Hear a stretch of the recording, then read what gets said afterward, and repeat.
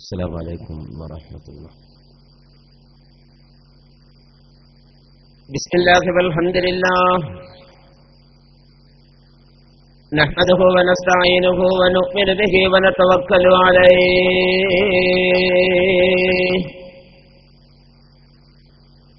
ونعوذ بالله من شرور أنفسنا ومن سيئات أعمالنا من يهده الله فلا مضل له ومن يضلل فلا هادي له ونشهد أن لا إله إلا الله وحده لا شريك له ونشهد أن سيدنا وحبيبنا ومعشوقنا ومجتبانا محمدا صلى الله عليه وسلم عبده ورسوله أرسله بالهدى ودين الحق ليظهره على الدين كله ولو كره المشركون. أما بعد فإن خير الكلام كلام الله وخير الهدي هدي محمد صلى الله عليه وسلم وشر الأمور محدثاتها وكل محدثة بدعة وكل بدعة ضلالة وكل ضلالة في النار. بسم الله العظيم القدرة والشان شديد البطش والبرهان حافظ الدين والقرآن. بسم الله ما شاء الله كان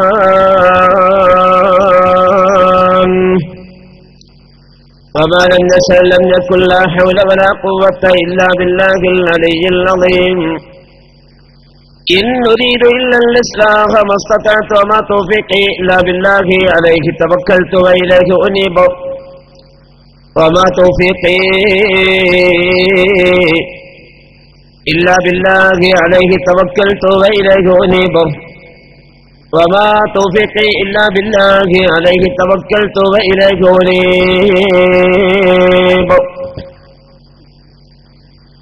أعوذ بالله من الشيطان الرجيم. بسم الله الرحمن الرحيم. يا أيها الذين آمنوا قوا أنفسكم وأهليكم نارا وقودها الناس والحجارة عليها ملائكة غلاظ شداد لا يعصون الله ما أمرهم ويفعلون ما يؤمرون. صدق الله مولانا العظيم وصدق بلغ رسوله النبي الكريم ونحن على ذلك من الشاكرين والحمد لله رب العالمين. وقال النبي صلى الله عليه وسلم النكاح من سنتي فمن رغب عن سنتي فقد رغب عني. قال رسول الله ولدتك أمك يا ابن آدم باكيا والناس حولك يضحكون سرورا فاجهد لنفسك أن تكون إذا بكوا في حال موتك لاهكا مسرورا. واعلموا أمة محمد. ബഹുമാനാദരവുള്ള ഉലമാക്കളെ, ഉമറാക്കളെ, രക്ഷിതാക്കളെ, സഹോദര സഹോദരിമാരെ, മുഅ്മിനീങ്ങളെ, അല്ലാഹു തആല ഈ സംഗമം അവൻ ഇഷ്ടപ്പെട്ട പ്രവർത്തനങ്ങളിൽ ഉൾപ്പെടുത്തുമാറാകട്ടെ. നമ്മിൽ നിന്നും മരണപ്പെട്ടവരുടെ എല്ലാ ദോഷങ്ങളും പൊറുക്കപ്പെട്ട് സ്വർഗവാസികളിൽ ചേർക്കുമാറാകട്ടെ. കലിമ ചൊല്ലി സ്വർഗം കണ്ട് പുഞ്ചിരിയോടെ മരിക്കുന്ന ഭാഗ്യവാന്മാരിൽ അല്ലാഹു നമ്മയൊക്കെ ഉൾപ്പെടുത്തുമാറാകട്ടെ. ബിറഹ്മതിക യാ അർഹമർ റഹീമീൻ.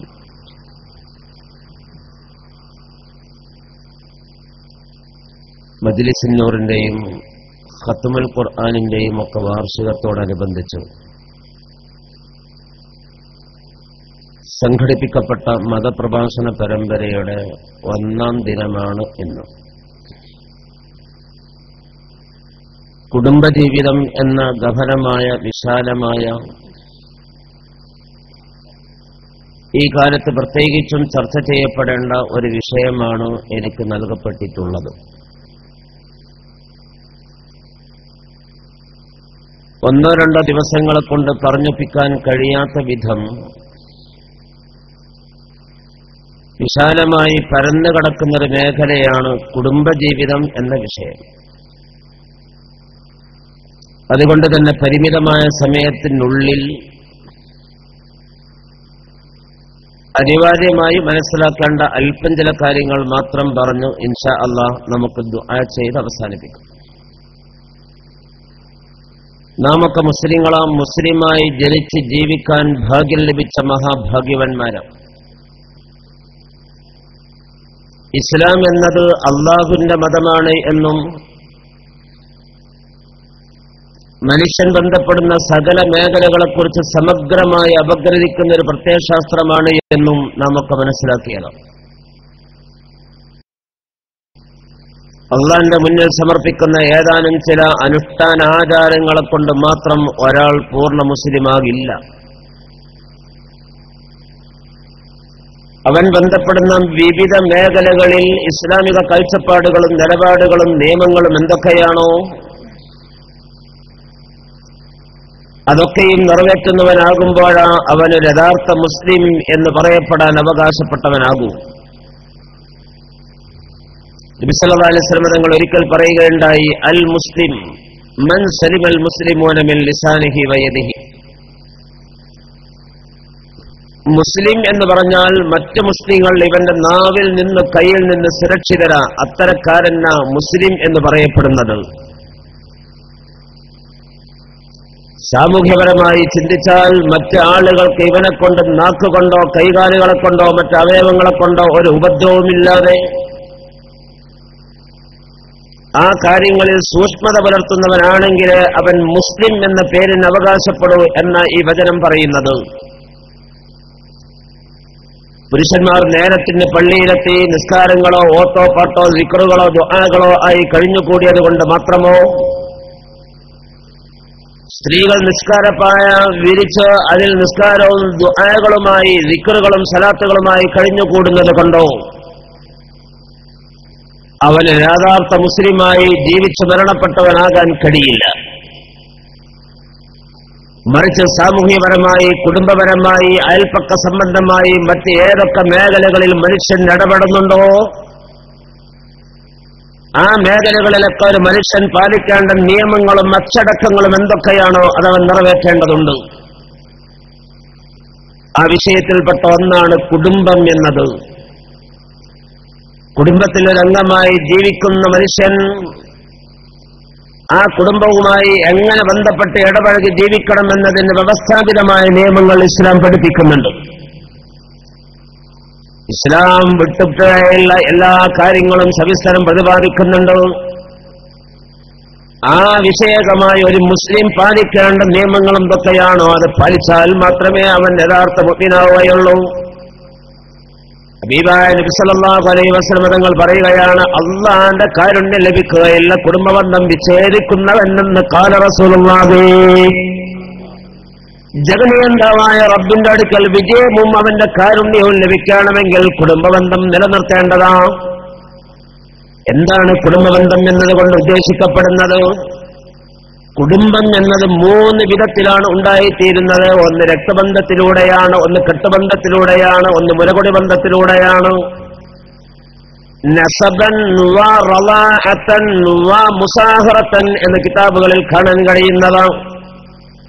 ഒന്ന് തറവാടുപരമായിട്ടാണ്, മറ്റൊന്ന് മറ്റൊന്ന് അവന്റെ മുലകുടി ബന്ധത്തിലൂടെയാണ്, മൂന്നാമത്തേത് വിവാഹബന്ധത്തിലൂടെയാണ്. ഈ 3 ബന്ധത്തിലൂടെയും കുടുംബബന്ധം എന്ന ഒന്ന് ഉണ്ടാകുന്നതാണ്. അവരോടൊക്കെയുള്ള കടപ്പാടുകൾ നിറവേറ്റുമ്പോഴാണ് അവൻ കുടുംബബന്ധം സിലത്തുർ റഹ്മ നിലനിർത്തിയവൻ എന്ന് പറയാനൊക്കൂ എന്ന് വഅലമു ഉമ്മത്ത മുഹമ്മദ് സല്ലല്ലാഹു അലൈഹി വസല്ലം തങ്ങൾ പറഞ്ഞു, ഒരിക്കൽ നാളെ മഹ്ശറ ലോകത്ത് ഹാജരാക്കപ്പെട്ട് അവിടെയുള്ള വിചാരണ കഴിഞ്ഞ് അവസാനമായി നമുക്ക് അഭിമുഖീകരിക്കേണ്ടതാണ് സിറാത്ത് പാലം എന്നത്. സിറാത്ത് പാലത്തിലൂടെ കടക്കാതെ ഒരാൾക്കും രക്ഷപ്പെടാനേ കഴിയില്ല എന്ന വിചാരണയില്ലാതെ ചില ആളുകൾക്ക് അല്ലാഹു തആല രക്ഷ നൽകിയെന്ന് വരും. പ്രത്യേകമായ ചില ആളുകൾക്ക് വിചാരണയില്ലാതെയുള്ള രക്ഷയാണ് അല്ലാഹു നൽകുക. അല്ലാഹു അത്തരക്കാരിൽ പെടുത്തുമാറാകട്ടെ. വേറെയും പലവിധ ആനുകൂല്യങ്ങളും നൽകപ്പെടുന്നവരുണ്ട്. പക്ഷേ സിറാത്ത് പാലമുണ്ടല്ലോ, നരകത്തിന്റെ അരികിലേക്ക് നിങ്ങളിൽപ്പെട്ട ഒരാളും വരാതിരിക്കുന്നവരല്ല എന്ന് ഖുർആൻ പറയുകയുണ്ടായി. ഈ ആയത്തിന്റെ വ്യാഖ്യാനത്തിൽ മഹത്തുക്കളായ മുഫസ്സിരീങ്ങൾ പറയുന്നത് നരകത്തിന്റെ മീതെയിട്ട സിറാത്ത് പാലമില്ല, നസ്രയിലാണ് മുഴുവൻ ആളുകളും ഒരുമിച്ച് കൂട്ടപ്പെടുന്നത്. അവിടെ അമ്പിയാക്കളുണ്ട്, ഔലിയാക്കളുണ്ട്, അവിടെ മുഅ്മിനീങ്ങളുണ്ട്, കാഫിരീങ്ങളുണ്ട്, മുഴുവൻ ആളുകളും ഹാജരാക്കപ്പെടുന്ന മേഖലയാണ്, സ്ഥലമാണ് മഹ്ശറ എന്നത്. അത് കഴിഞ്ഞാൽ തൊട്ടടുത്തുള്ള നരകമാണ്. അതിന്റെ അപ്പുറത്താണ് സ്വർഗമെന്ന ഭവനം അല്ലാഹു തയ്യാർ ചെയ്തു വച്ചിരിക്കുന്നത്. ആ സ്വർഗത്തിലേക്ക് പോകണമെങ്കിലോ, ആ സ്വർഗക്കാരായ ആളുകൾക്ക് സ്വർഗത്തിലേക്ക് എത്തണമെങ്കിലോ ആ നരകമെന്ന് മുറിച്ചു കിടക്കേണ്ടതുണ്ടല്ലോ. ഈ റോഡിന്റെ മറുപടിയിലേക്ക്, മറുഭാഗത്തേക്ക് ആളുകൾക്ക് എത്തണമെങ്കിലോ ഈ റോഡങ്ങ് മുറിച്ചു കിടക്കേണ്ടതല്ലേ? എന്നതുപോലെ നരകമങ്ങ് വിട്ടുകിടന്നെങ്കിൽ മാത്രമേ മറുഭാഗത്തുള്ള സ്വർഗത്തിലേക്ക് എത്തിച്ചേരുകയുള്ളൂ. അത് എത്തിച്ചേരാൻ വിട്ടുകിടക്കാനുള്ള വഴിയാണ് സിറാത്ത് പാലം എന്ന പാലം കേട്ടോ. ആ പാലത്തിലൂടെ മനുഷ്യന്മാര് പോവുകയാ. ഈമാനുള്ള ആളുകളാണ് എങ്കിലോ, എല്ലാവിധത്തിലും പൂർണ്ണത നേടിയ ആളാണ് എങ്കിലോ തടവില്ലാതെ അവൻ മറുകരയിലേക്ക് എത്തിച്ചേരുന്നതാ. സത്യനിഷേധികളാണ് എങ്കിലോ ആ സിറാത്ത് പാലത്തിന്മേലുള്ള കൊളുത്തുകളും മുള്ളുകളും തുടങ്ങി താഴോട്ടവൻ വീഴുന്നതാ. ഇനി ഈമാനുള്ള ആളുകളാ, പക്ഷെ പല ദോഷങ്ങളുമുണ്ട്. ആ ദോഷങ്ങൾ കാരണത്താൽ പെടുന്നതിനും മറുകരയിലേക്ക് എത്താൻ അവന് കഴിയാത്ത അവസ്ഥയാണ്. ആ പാലത്തിന്മേലുള്ള കൊളുത്തുകളും മുള്ളുകളും അവനെ പിടിച്ചോടിച്ച് താഴോട്ട് വലിച്ചുകൊണ്ടിരിക്കുകയാ. ഇതിൽ നിന്നും രക്ഷപ്പെടാനുള്ള വഴിയായി ഹബീബായ നബി സല്ലല്ലാഹു അലൈഹി വസല്ലം തങ്ങൾ പറയുകയാണ്, തുർസലുൽ ലബാനത്തു വസിലത്തുർ റഹ്മി ഇലസ്സിറാത്ത്. രണ്ട് സാഗരങ്ങളെ ആ പാലത്തിലേക്ക് അയക്കപ്പെടുന്നതാണ്. ഒന്ന് അമാനത്ത്, സത്യസന്ധതയാണ്. രണ്ടാമത്തേത് കുടുംബബന്ധം പുലർത്തലുമാണ് എന്ന് ഖാല റസൂലുള്ളാഹി. നാലടങ്ങ് വെക്കുമ്പോഴേക്ക് കൊളുത്ത് പിടിച്ചു വലിച്ച് അവൻ താഴോട്ട് ബാലൻസ് തെറ്റി വീഴാറാകുക.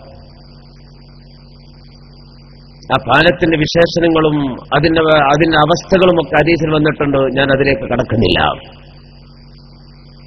അവൻ ബാലൻസ് തെറ്റി വലതു ഭാഗത്തേക്ക് ചാഞ്ഞു ചെരിഞ്ഞ് അടിയിൽ തീകുണ്ടാരമാണ്. അതിലേക്ക് വീഴാറാകുമ്പോ തുർസലുൽ അമാനത്തു വസിലത്തുർ റഹം, ഒരു ഭാഗത്ത് താങ്ങാൻ, അവന് താങ്ങി നിർത്തി ലെവലാക്കാൻ, ഈ ബാലൻസ് തെറ്റാതെ ലെവലാക്കി മുന്നോട്ട് നടക്കാൻ സൗകര്യപ്പെടുത്തുന്നത് അൽ അമാനത്തു, അവന്റെ സത്യസന്ധത.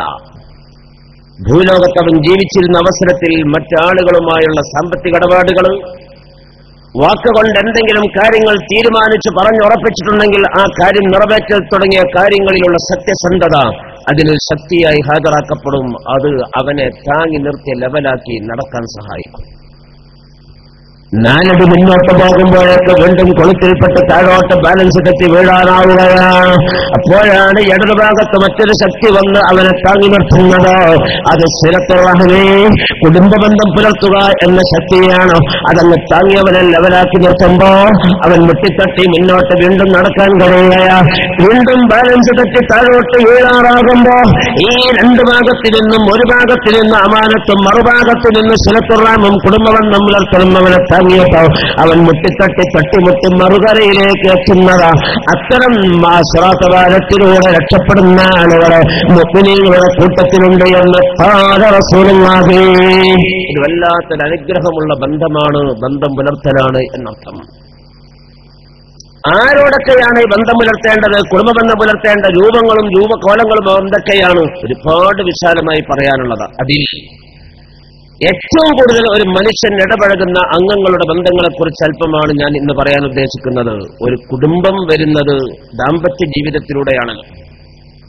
ദാമ്പത്യ ജീവിതത്തിൽ അംഗങ്ങളാകുന്നത് വധുവും വരനും. അവരിലൂടെ ഉണ്ടാകുന്ന മക്കള്, ആണും പെണ്ണുമായ മക്കള്.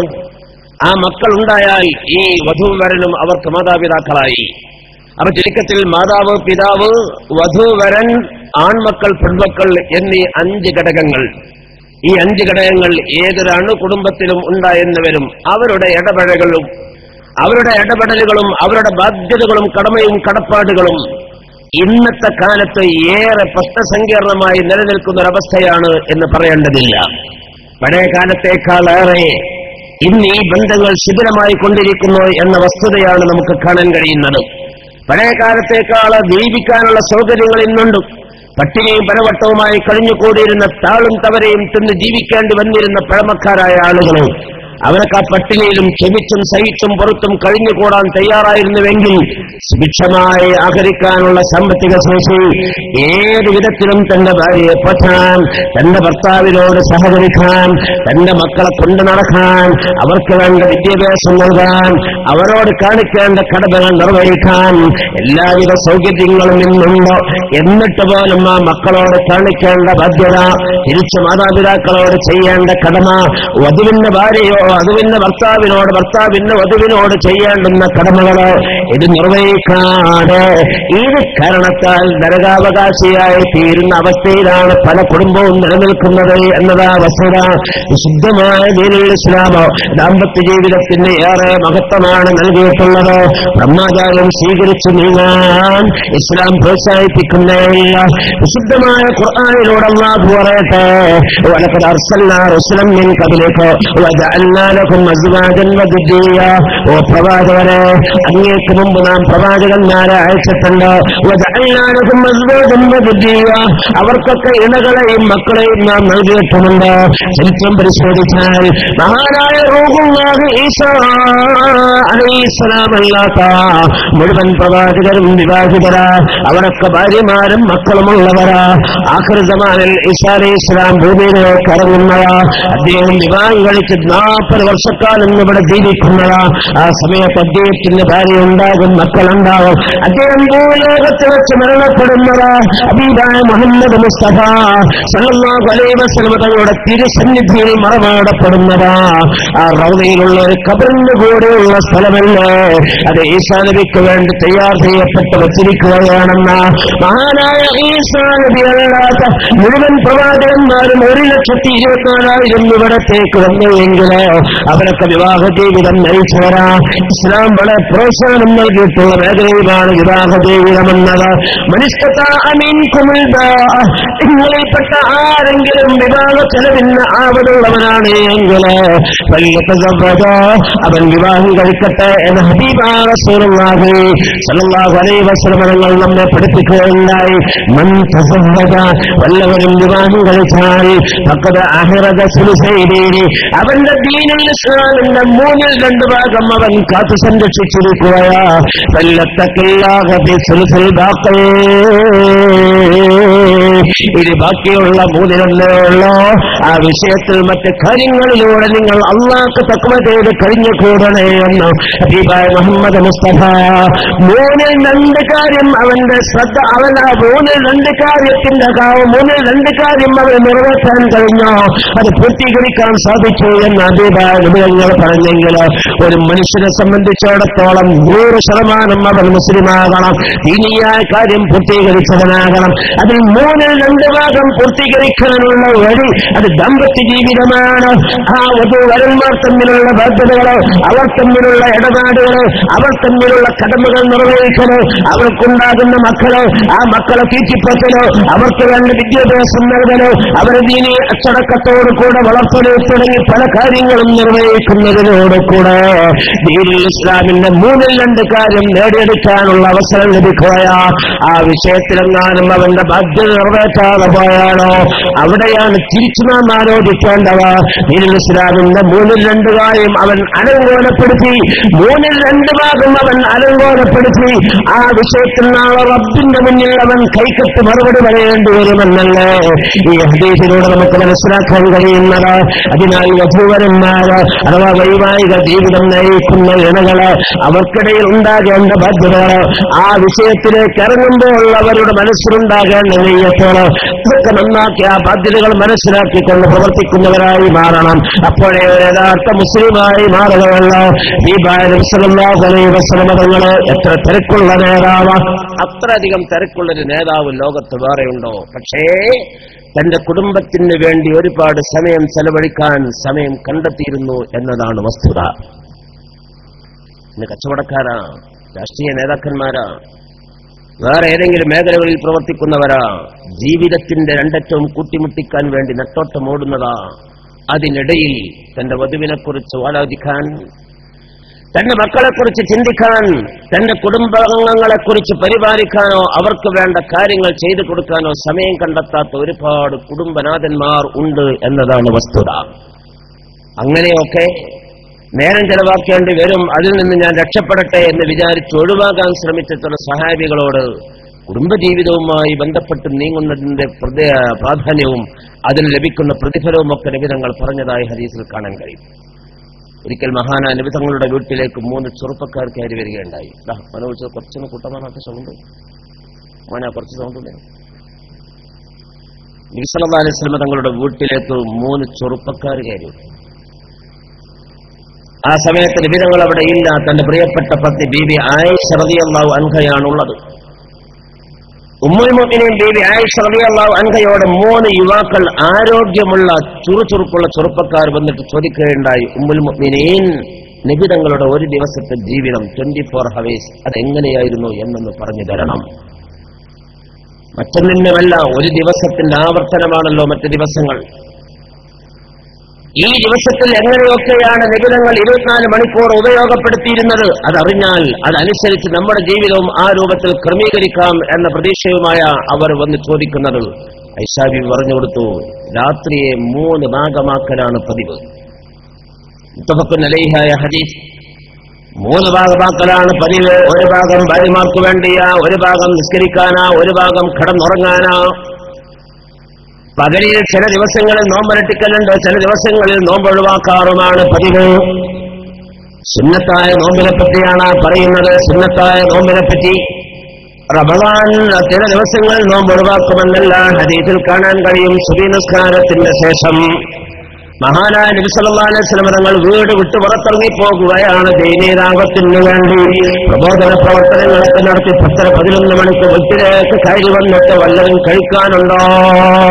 ആയിഷ ബീവി പറയുകയാണ്, പല സന്ദർഭങ്ങളിലും ഒന്നുമില്ല എന്നും മറുപടി പറയേണ്ടി വരാറുണ്ട്. ഒരു കാൽച്ചായ പോലും കുടിക്കാതെ, ഒരു ചുളക്കാരക്ക പോലും കഴിക്കാതെ ദീനീ പ്രവർത്തനങ്ങൾ നടത്തി സവാലിന്റെ മുമ്പായി, ഉച്ചക്ക് മുമ്പായി വീട്ടിലേക്ക് കയറി വന്നിട്ട് വല്ലതും തിന്നാനുണ്ടോ എന്ന് ചോദിക്കുന്നത്. ഒന്നുമില്ലെന്ന് മറുപടി പറയുമ്പോ, എന്നാൽ ഇന്ന് ഞാൻ നോമ്പ് നോക്കുകയാണെന്ന് പറഞ്ഞ് നോമ്പ് നോക്കാറുണ്ട്. ഈ ഹദീസിന്റെ അടിസ്ഥാനത്തിലാണ് മഹത്തുക്കളായ കർമ്മശാസ്ത്ര പണ്ഡിതന്മാർ രേഖപ്പെടുത്തുന്നത്. സുന്നത്തായ നോമ്പനുഷ്ഠിക്കുന്നതിന് രാത്രി തന്നെ നെയ്യത്ത് വെക്കണം എന്നില്ല. ഒന്നുകിൽ രാത്രി നെയ്യത്ത് വെക്കാം, അല്ലെങ്കിൽ സവാലിന് മുമ്പായി ഉച്ചക്ക് മുമ്പായി നെയ്യത്ത് വെച്ചാൽ മതി. രാത്രി നോമ്പിനെ കുറിച്ച് ചിന്തിക്കുന്നേ ഇല്ല, അവൻ അതിനെക്കുറിച്ച് ആലോചിച്ചിട്ടില്ല. പക്ഷേ നേരം വെളുത്ത ഭക്ഷണമെന്നും കഴിച്ചിട്ടുമില്ല. നോമ്പാരംഭിക്കുന്നത് സുബഹിന്റെ ബാങ്ക് കൊടുക്കുന്നത് മുതലാ, മുതലാ, അത് മുതൽക്ക് നോമ്പ് മുറിക്കുന്ന കാര്യങ്ങളൊന്നും അവനിൽ വരരുത്. ഭക്ഷണം കഴിക്കാതെ നോമ്പ് മുറിക്കുന്ന കാര്യങ്ങളൊന്നും സംഭവിക്കാത്തവനാണ് എങ്കിൽ ഉച്ചക്ക് മുമ്പായി നിയ്യത്ത് വെച്ച് നോമ്പിലേക്ക് പ്രവേശിക്കാമെന്ന ആ രൂപത്തിൽ ചില ദിവസങ്ങളിൽ നോമ്പ് നോക്കാറുണ്ട്, ചില ദിവസങ്ങളിൽ നോമ്പ് ഒഴിവാക്കാറുമുണ്ട്. നബി തങ്ങളുടെ അവസ്ഥയെക്കുറിച്ചൊന്നും വിശദീകരിച്ചു കൊടുത്തപ്പോ 3 ചെറുപ്പക്കാരിൽപ്പെട്ട ഒരാൾ ഉടനെ തന്നെ സത്യം ചെയ്യുകയാ, അല്ലാ, ഒരു ചെറുദോഷം പോലും വന്നിട്ടില്ലാത്ത ഹബീബായ നബി സല്ലല്ലാഹു അലൈഹി വസല്ലം തങ്ങൾ രാത്രിയെ 3 ഭാഗമാക്കി അതിൽ ഒരു ഭാഗം നിസ്കരിക്കാൻ വേണ്ടിയാണ് ഉപയോഗപ്പെടുത്താറ് എങ്കിൽ ഒരുപാട് ദോഷങ്ങളുമായി കഴിഞ്ഞുകൂടും നിലയ്ക്ക് അങ്ങനെ ഉറങ്ങാൻ കഴിയും. അതുകൊണ്ട് ഞാൻ ഉറങ്ങുകയില്ല. ഇന്നു മുതൽക്കൊരു രാത്രി പോലും കിടന്നുറങ്ങാറ് ഉറക്കമഴിച്ച് നിസ്കാരങ്ങളിലും വിശുദ്ധ ഖുർആൻ പാരായണത്തിലും മറ്റു ദിക്റുകളിലും ദുആകളിലുമായി ഞാനങ്ങ് കഴിഞ്ഞുകൂടാൻ തീരുമാനിച്ചിരിക്കുകയാ എന്നും പറഞ്ഞ് അദ്ദേഹം സത്യം ചെയ്യുകയാ. രണ്ടാമത്തെ ആളുടെ സത്യമെന്താ? ഞാൻ കൊല്ലത്തോട് കൊല്ലം നോമ്പനുഷ്ഠിക്കുന്നതാ. ഒരു വർഷത്തിൽ നോമ്പ് നോക്കൽ ഹറാം നിഷിദ്ധമാക്കപ്പെട്ടത് 5 ദിവസങ്ങളിലാ. 2 പെരുന്നാൾ ദിവസങ്ങളാണ്. വലിയ പെരുന്നാളിന്റെ പിറകിലുള്ള 3 അയ്യാമുത്ത ശ്രീക. ഈ 5 ദിവസങ്ങളില്ലാത്ത സകല ദിവസങ്ങളിലും നോമ്പ് നോക്കൽ സാധ്യമാണെങ്കിൽ കുഴപ്പമില്ലെന്ന ആ രൂപത്തിലാണ് രണ്ടാമത്തെ ആള് സത്യം ചെയ്യുന്നത്. മൂന്നാമത്തെ ആളുടെ സത്യമെന്തെന്നറിയുമോ? ഞാൻ വിവാഹം കഴിക്കില്ല. പെണ്ണ് കെട്ടിയാൽ അവൾക്ക് വേണ്ടി, അവളിലൂടെ ഉണ്ടാകുന്ന മക്കൾക്ക് വേണ്ടി ഒരുപാട് സമയം ചെലവഴിക്കാൻ ഞാൻ നിർബന്ധിതനാകുന്നത്. ആ സമയം കൂടി ഞാൻ ഖുർആനോത്തിനും മറ്റ് ആരാധനകൾക്കും വേണ്ടി നീക്കിവെക്കുകയാണെന്ന് മൂന്നാമത്തെ ആളുടെ സത്യമാണ്. ഈ മൂന്നാളുകളും 3 നിലയിൽ സത്യം ചെയ്ത് വീട് വിട്ടിറങ്ങിപ്പോവുക. ഏതാനും സമയം കഴിഞ്ഞപ്പോ ഹബീബായ നബി സല്ലല്ലാഹു അലൈഹി വസല്ലം തങ്ങൾ വീട്ടിലേക്ക് കയറി വന്നു. പറയുകയാണ്, നബിയേ, ഇവിടെ 3 ദീനി സ്പിരിറ്റുള്ള ആവേശമുള്ള ചെറുപ്പക്കാർ വന്നിരുന്നു. അവർ നിങ്ങളുടെ ജീവിതത്തെക്കുറിച്ച് അന്വേഷിച്ചു. ഞാൻ കാര്യങ്ങളൊക്കെ പറഞ്ഞു. അപ്പോൾ അവർ 3 പേരും ഇങ്ങനെ സത്യം ചെയ്തിട്ടാ പോയത്.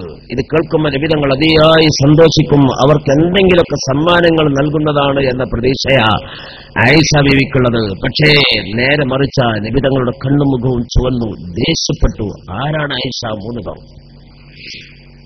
ആരാണ് ആ 3 പേർ? ഇന്ന ആളുകളാണെന്ന് അറിഞ്ഞപ്പോ മഹാനായ ബിലാൽ റളിയല്ലാഹു അൻഹുവിനെ വിളിച്ചിട്ട് പറഞ്ഞു, ബിലാൽ, ആ 3 പേരെയും നീ ഇങ്ങോട്ടെത്തിക്കണം. ബിലാൽ റളിയല്ലാഹു അൻഹു പോയി 3 പേരെയും നബി തങ്ങളുടെ തിരുസന്നിധിയിലേക്ക് കൊണ്ടുവന്നു. കണ്ണും മുഖവും കണ്ടപ്പോ തന്നെ സുഖമില്ലാതെ മനസ്സിലായി. എന്തോ ഒരു പന്തികേടുണ്ട്, എന്തോ ഒരു തകരാറ് സംഭവിച്ചിട്ടുണ്ട് എന്ന് 3 ആളുകൾക്കും ബോധ്യം.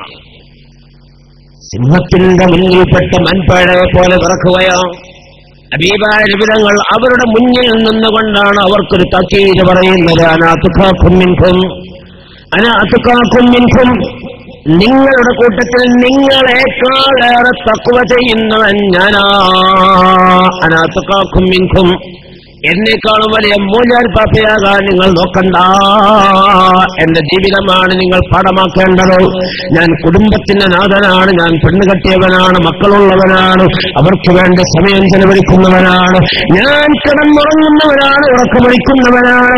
ഞാൻ പകലിൽ നോമ്പ് നോക്കുന്നവനാണ്, നോമ്പൊഴിവാക്കുന്നവനാണ്. ഈ മതത്തിൽ വക്രതയില്ല. ഇത് സത്യാണ്, ഇത് ഹാർഡല്ല കൂട്ടരെ. ഇത് ഏറ്റവും ഒരു ഭീകരമായ അവസ്ഥയിലേക്ക് നിങ്ങൾ ആക്കിത്തീർക്കാൻ പാടില്ല. ഇത് വളരെ വിശാലമായ എളിമത്വത്തിന്റെ മതമാണ്.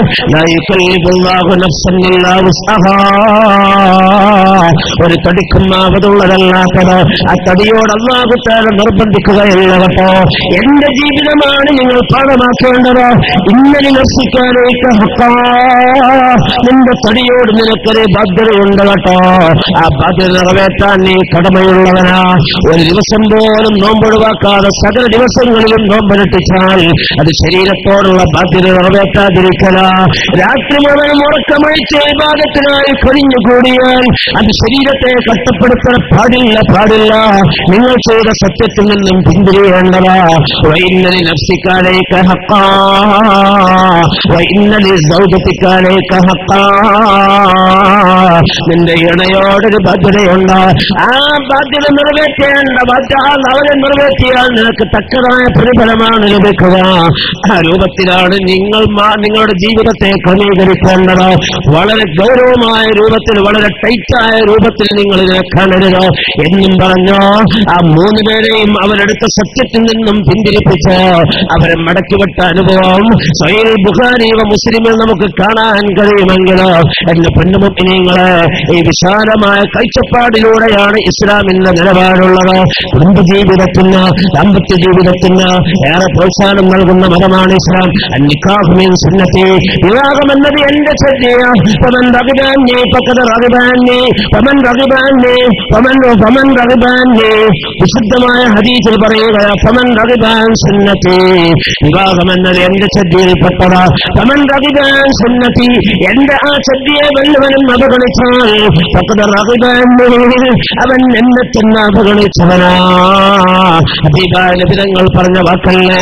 മാത്രമല്ല, സഹാബികളിൽ നിന്ന് സാമ്പത്തികമായ ശേഷി കുറഞ്ഞ ആളുകള്, അവന് മഹർ കൊടുക്കാൻ കഴിയില്ല. ഒരു ഭാര്യ ഉണ്ടായാൽ അവൾ തിരിച്ചുപോറ്റാൻ സാധ്യമല്ല.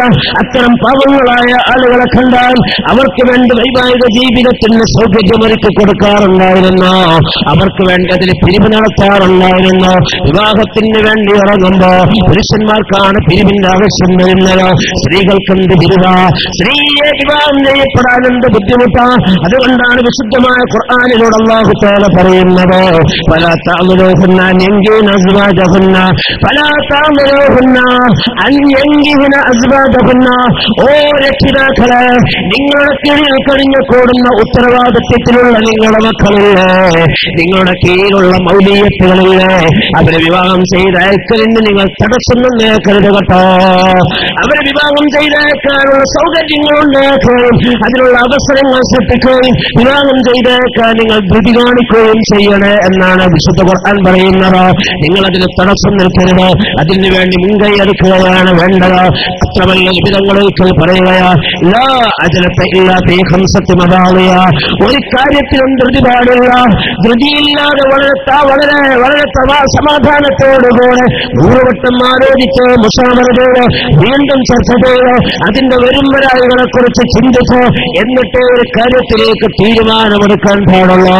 താൻ താമസിക്കുന്ന തന്റെ വീടും പറമ്പും വിറ്റ് മറ്റൊരു സ്ഥലത്തേക്ക് മാറുക എന്ന് സങ്കല്പിക്കുക. പെട്ടെന്നങ്ങ് വിൽപ്പന നടത്തിയേക്കണ്ട. നീ മുശാവറ ചെയ്യണോ, ആ വിഷയത്തിൽ നീ ധൃതി കാണിക്കണ്ട. ഈ നാട്ടിലുള്ള വീടും പറമ്പും വിറ്റ് മറ്റൊരു നാട്ടിലേക്ക് നീ മാറി താമസിക്കാൻ ഉദ്ദേശിക്കുന്നുവെങ്കിൽ അതിന്റെ പിന്നിൽ വരുന്ന വരുംവരായികളെ കുറിച്ച് നീ ആലോചിച്ചോ. ഏതേത് കാര്യങ്ങളുടെയും അവസ്ഥ അങ്ങനെ തന്നെയാ. പക്ഷെ ഇല്ലാത്ത 5 സന്ദർഭങ്ങൾ വരിക. 5 സന്ദർഭങ്ങളിൽ അജലത്ത് വേണം കേട്ടോ. അവിടെ ധൃതി കാണിക്കണം കേട്ടോ. പെടുന്നനെ എന്ന രൂപത്തിലാക്കണം കേട്ടോ. 5 കാര്യങ്ങളിൽപ്പെട്ട ഒന്നേതെന്നറിയുമോ? തന്റെ പെൺമക്കൾ പ്രായപൂർത്തിയായാൽ അവര് വിവാഹം ചെയ്തയക്കുന്ന കാര്യമാണ് എന്ന് ബഹുമാനപ്പെട്ട മുഹമ്മദ് മുസ്തഫ. അത് വീട് മുകളിലേക്ക് എടുക്കട്ടെ എന്ന് വിചാരിക്കണ്ട. എന്റെ മകൻ ഗൾഫിൽ നിന്ന് വരട്ടെ എന്ന് തീരുമാനിക്കണ്ട. എന്റെ കുട്ടിയുടെ ഇന്നാലെന്ന ഡിഗ്രിയും ബീജും തീരട്ടെ എന്ന് തീരുമാനിക്കണ്ട. വളരെ പെട്ടെന്ന് തന്നെ അതിലേക്ക് നീ ഇറങ്ങണേ എന്നാണ് വിധങ്ങൾ പറയുന്നത്. കാരണം എന്താ, ഒരു മനുഷ്യന്റെ വൈവാഹിക ജീവിതത്തിലേക്ക് കടക്കുന്ന സമയം എപ്പോഴാണ്? അവൻ പ്രായപൂർത്തിയാകുന്നതിലൂടെയാണല്ലോ ആവശ്യം വരുന്നത്. ആ സന്ദർഭങ്ങളിൽ തന്നെ വൈവാഹിക ജീവിതത്തിലേക്ക് അവരെ ഇറക്കണമേ, അതിനുള്ള അവസരം നിങ്ങൾ നൽകണമേ എന്നാണ് ശരീഅത്തുൽ ഇസ്ലാം പറയുന്നത്. ഇതുവരെ ഞാൻ പറഞ്ഞത് വൈവാഹിക ജീവിതം എന്നത് വളരെ പുണ്യമുള്ളതാണ്. ഇസ്ലാമിൽ പുണ്യമാക്കപ്പെട്ടൊരു ആരാധനയാണ്. പക്ഷേ അത് വലിയ മഹത്വമായ കർമ്മമാണ്. കാര്യം സിമ്പിളാണ്, നിസ്സാരമായ വിഷയമാണ്. വധുവും വരനും കണ്ട് ഇഷ്ടപ്പെട്ടതിന്റെ ശേഷം വധുവിന്റെ രക്ഷിതാവും വരനും തമ്മിൽ നടത്തുന്ന ഭദ്രമായൊരു ഉടമ്പടിയാണ്, ഒരു കരാറാണ് വിവാഹമെന്നത്.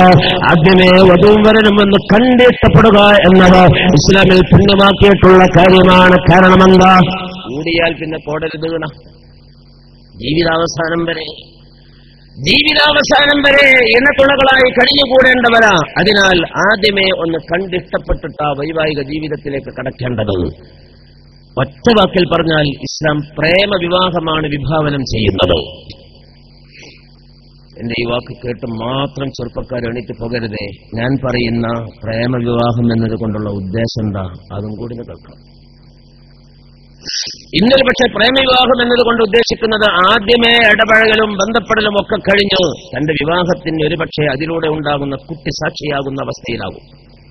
നഊദുബില്ലാഹ്, അത് ഇസ്ലാം അനുവദിക്കുന്നതല്ല. മറിച്ച് വിവാഹത്തിലേക്ക് കടക്കാൻ ഉദ്ദേശിക്കുന്ന വധൂവരന്മാർ ആ മേഖലയിൽ കടക്കുന്നതിന് മുമ്പ്, ആ ഇടപാട് അഖദ്, ആ ഉടമ്പടി നടത്തുന്നതിന് മുമ്പ് അവർ പരസ്പരം കണ്ട് അങ്ങോട്ടും ഇങ്ങോട്ടും പൊരുത്തവും ഇഷ്ടവും സ്നേഹവുമാണോ എന്ന് ഉറപ്പുവരുത്തി അങ്ങനെയാണ് വൈവാഹിക ജീവിതത്തിലേക്ക് കടക്കേണ്ടത്. ഇതല്ലേ പ്രേമം. ബഹുമാനപ്പെട്ട മുഗീറത്ത് ബിൻ ശുഅബ റളിയല്ലാഹു അൻഹു നിബിതങ്ങളുടെ ഹദറത്തിൽ വന്നൊരിക്കൽ പറയുകയുണ്ടായി, നബിയെ, ഞാൻ ഒരു അൻസാരി പെണ്ണിനെ വിവാഹം ചെയ്യാൻ ഉദ്ദേശിക്കുന്നുണ്ട്. നിബിതങ്ങളോട് ചോദിച്ചു, നളർത്തയിലേക്കാനെ അവളെ കണ്ടിട്ടുണ്ടോ? ഇല്ലാ യാ റസൂലല്ലാഹ്, കണ്ടിട്ടില്ല നബിയെ. ആരാ? നിബിതങ്ങൾ പറഞ്ഞു, ഫൻദുറിലേഹാ, നീ അവളെ പോയെന്ന് കണ്ടാളാ. ഫഇന്നഹു അഹറാ അൻ യൂദമ ബൈനകുമാ, അത് നിങ്ങൾക്കിടയിൽ സ്നേഹമുണ്ടാകാൻ നിമിത്തമാണ് എന്ന് ഖാല റസൂലുള്ളാഹി.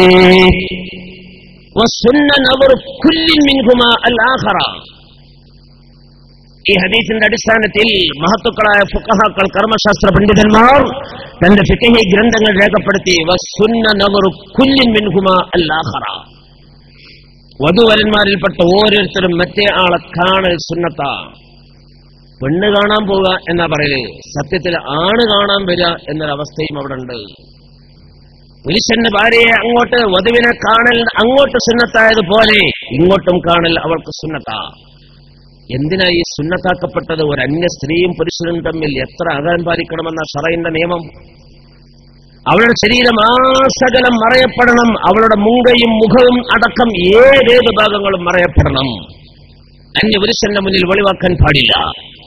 ഒരന്യ സ്ത്രീ ഒരന്യ പുരുഷന്റെ മുന്നിൽ പൂർണ്ണമായും അവറത്താണ് എന്ന്. എന്തിനാറ്? അവിടെ തലയെ വാരുന്ന അവസരത്തിൽ അവളുടെ ചെറുപ്പമേൽ പറ്റിപ്പിടിച്ചു പോരുന്ന മുടികളില് അവൾ കയ്യിന്റെയും കയ്യിന്റെയും കാലിന്റെയും ഒക്കെ മുറിച്ചിടപ്പെടുന്ന നഖമില്ല. അതുപോലും അന്യ പുരുഷന്മാര് കാണണ്ട. അത് വെട്ടിയെടുത്ത ഉടനെ മണ്ണിലൊരു കുഴിയുണ്ടാക്കിയതിൽ മൂടിക്കള എന്ന ശരീഅത്തുൽ ഇസ്ലാം പറയുന്നത്. ഇതിന് മാത്രം അകന്ന് കഴിഞ്ഞു കൂടണമെന്ന് ശരീഅത്തുൽ ഇസ്ലാമാണ് പറയുന്നത്. അന്നമർ സൗമൻ മിൻ സിയാബിലേ, അന്യ സ്ത്രീ പുരുഷന്മാർക്കിടയിലുള്ള നോട്ടമുണ്ടല്ലോ, അത് ഇബ്ലീസിന്റെ അമ്പുകളിൽപ്പെട്ട അമ്പ. ആ നോട്ടം കൊണ്ടാണ് ആരംഭിക്കുന്നത്, പിന്നീട് സംസാരത്തിലേക്കാണ് എത്തുന്നത്, പിന്നീട് അവിഹിത ബന്ധത്തിലേക്കാണ് കലാശിക്കുന്നത്. ഇങ്ങനെ ഘട്ടം ഘട്ടമായ അരിതായ്മകളിലേക്ക് എത്തിച്ചേരുമെന്നതിനാൽ തൊടലും നോട്ടവും തന്നെ പാടില്ല എന്ന് ശരീഅത്തുൽ ഇസ്ലാം പറഞ്ഞിരിക്കുകയാ. പക്ഷെ വൈവാഹിക ജീവിതത്തിന് തീരുമാനിച്ചുറത്ത ഒരുത്തനാണെങ്കിൽ വൃത്തിയാണെങ്കിൽ അവൻ വിവാഹം ചെയ്യാൻ ഉദ്ദേശിക്കുന്ന പെണ്ണിനെ പോയി ഒന്ന് കാണല് സുന്നത്താ. പക്ഷെ രണ്ട് നിബന്ധന ഉണ്ട്. ഇത് ശരീഅത്തുൽ ഇസ്ലാമിലെ നിയമം മിസ്യൂസ് ചെയ്യാൻ പാടില്ല. ഒന്ന്, ഇവൻ വിവാഹം ചെയ്യാൻ തീരുമാനിച്ചുറക്കണം, അസ്മ വേണം. രണ്ടാമത്, താൻ കാണാൻ പോകുന്ന പെണ്ണ് തനിക്ക് കിട്ടുമെന്ന പ്രതീക്ഷ വേണം. കിട്ടുമെന്ന് ഉറപ്പുണ്ടായിക്കോളന്നില്ല, കിട്ടിക്കോളന്നില്ലല്ലോ. അവൾക്ക് ഇവനെ ഇങ്ങോട്ട് ഇഷ്ടപ്പെട്ടിട്ടില്ലെങ്കിലും കിട്ടാതെ പോകുമല്ലോ. പക്ഷെ കിട്ടുമെന്ന് പ്രതീക്ഷ വേണം. അവൻ പാണക്കാട്ടേക്ക് വസ്തുത എന്തേടോ ഒന്നുമില്ല, തങ്ങൾ പാപ്പാന്റെ മോളെന്ന് കണ്ടാൽ തക്കടില്ല, വിവാഹാലോചനയുമായി പോവുക. എവിടെ? ഇവന് തറവാട്ട് ഒന്നിച്ച് മെൻകട്ട തങ്ങൾ പാപ്പാന്റെ മോളെ ഇവന് വധുവായി കിട്ടൂല. കിട്ടുമെന്ന് പ്രതീക്ഷയില്ല.